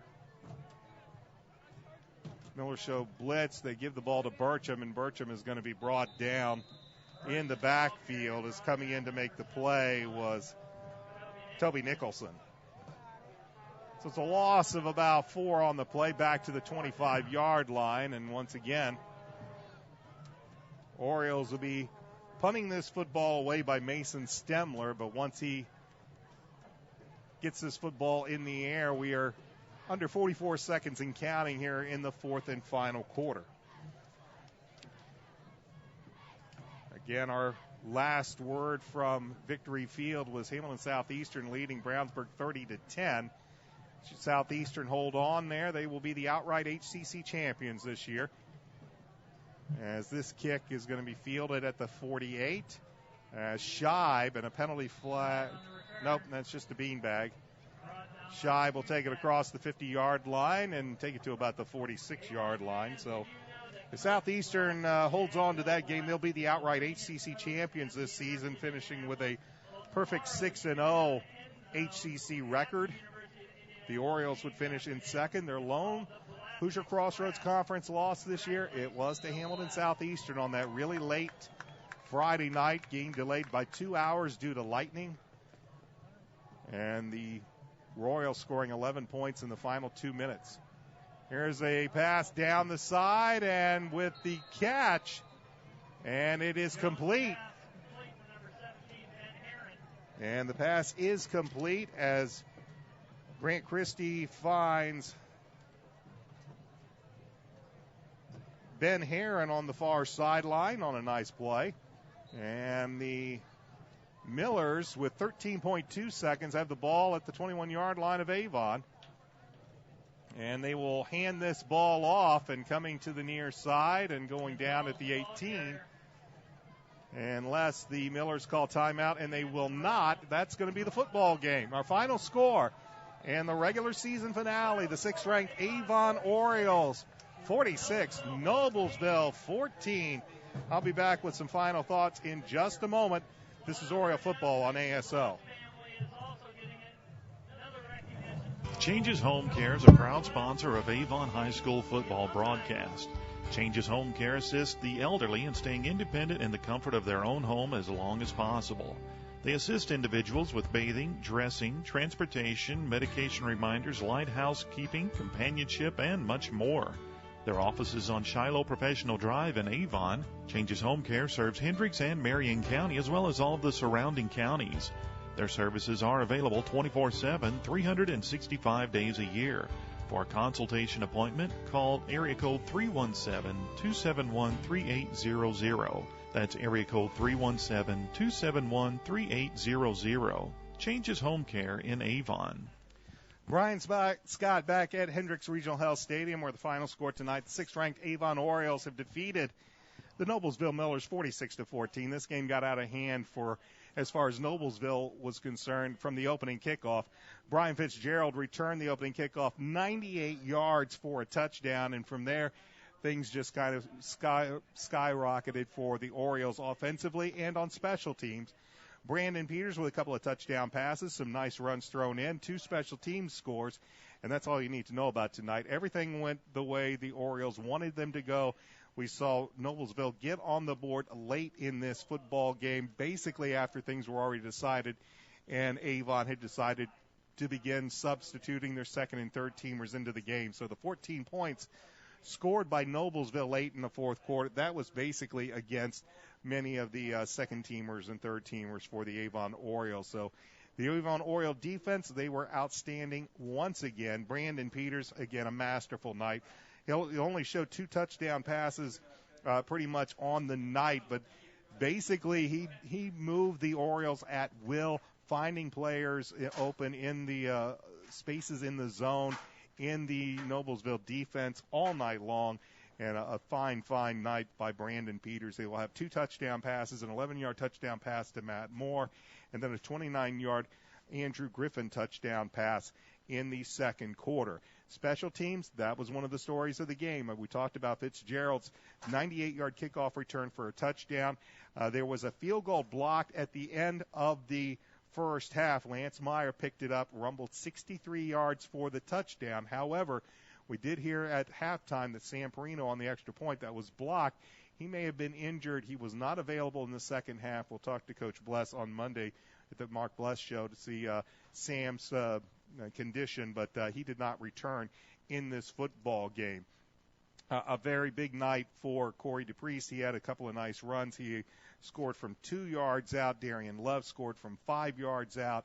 But, again, you put offense, defense, special teams together, and you come out with a dominating 46-14 win by the Avon Orioles. Avon will finish now the regular season with a record of 7-2. They are 5-1 in Hoosier Crossroads Conference play. They had some slim hopes that Hamilton Southeastern might fall to Brownsburg, but currently Hamilton Southeastern is routing Brownsburg 44-16 at Victory Field in the fourth quarter. So your 2016 Hoosier Crossroads Conference champion will be the Hamilton Southeastern Royals. Avon might have been a little coulda, woulda, shoulda. Again, a very late night on a Friday night in Hamilton Southeastern, Fishers, Indiana. The game delayed by 2 hours due to lightning, and Hamilton Southeastern put up 11 points in 2 minutes. That was the game as Hamilton Southeastern won that late Friday night, 21-18. The two losses by Avon in the regular season, they come down to last-minute defeats. A score by Ben Davis on a strip of Brandon Peters' return for a touchdown when Avon looked to be going for the go-ahead score.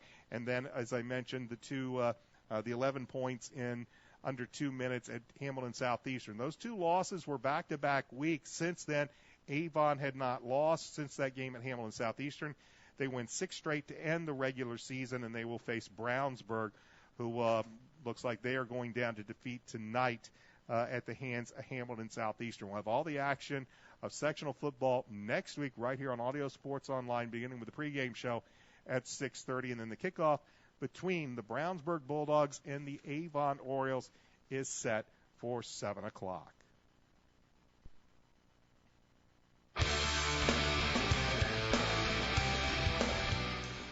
You've been listening to Avon Varsity Football and Audio Sports Online. Tonight's broadcast has been brought to you by Reynolds Body Shop, McNamara Florist, Avon Dental Center, Changes Home Care, Red Cobra Wrestling, and Citywide Paving.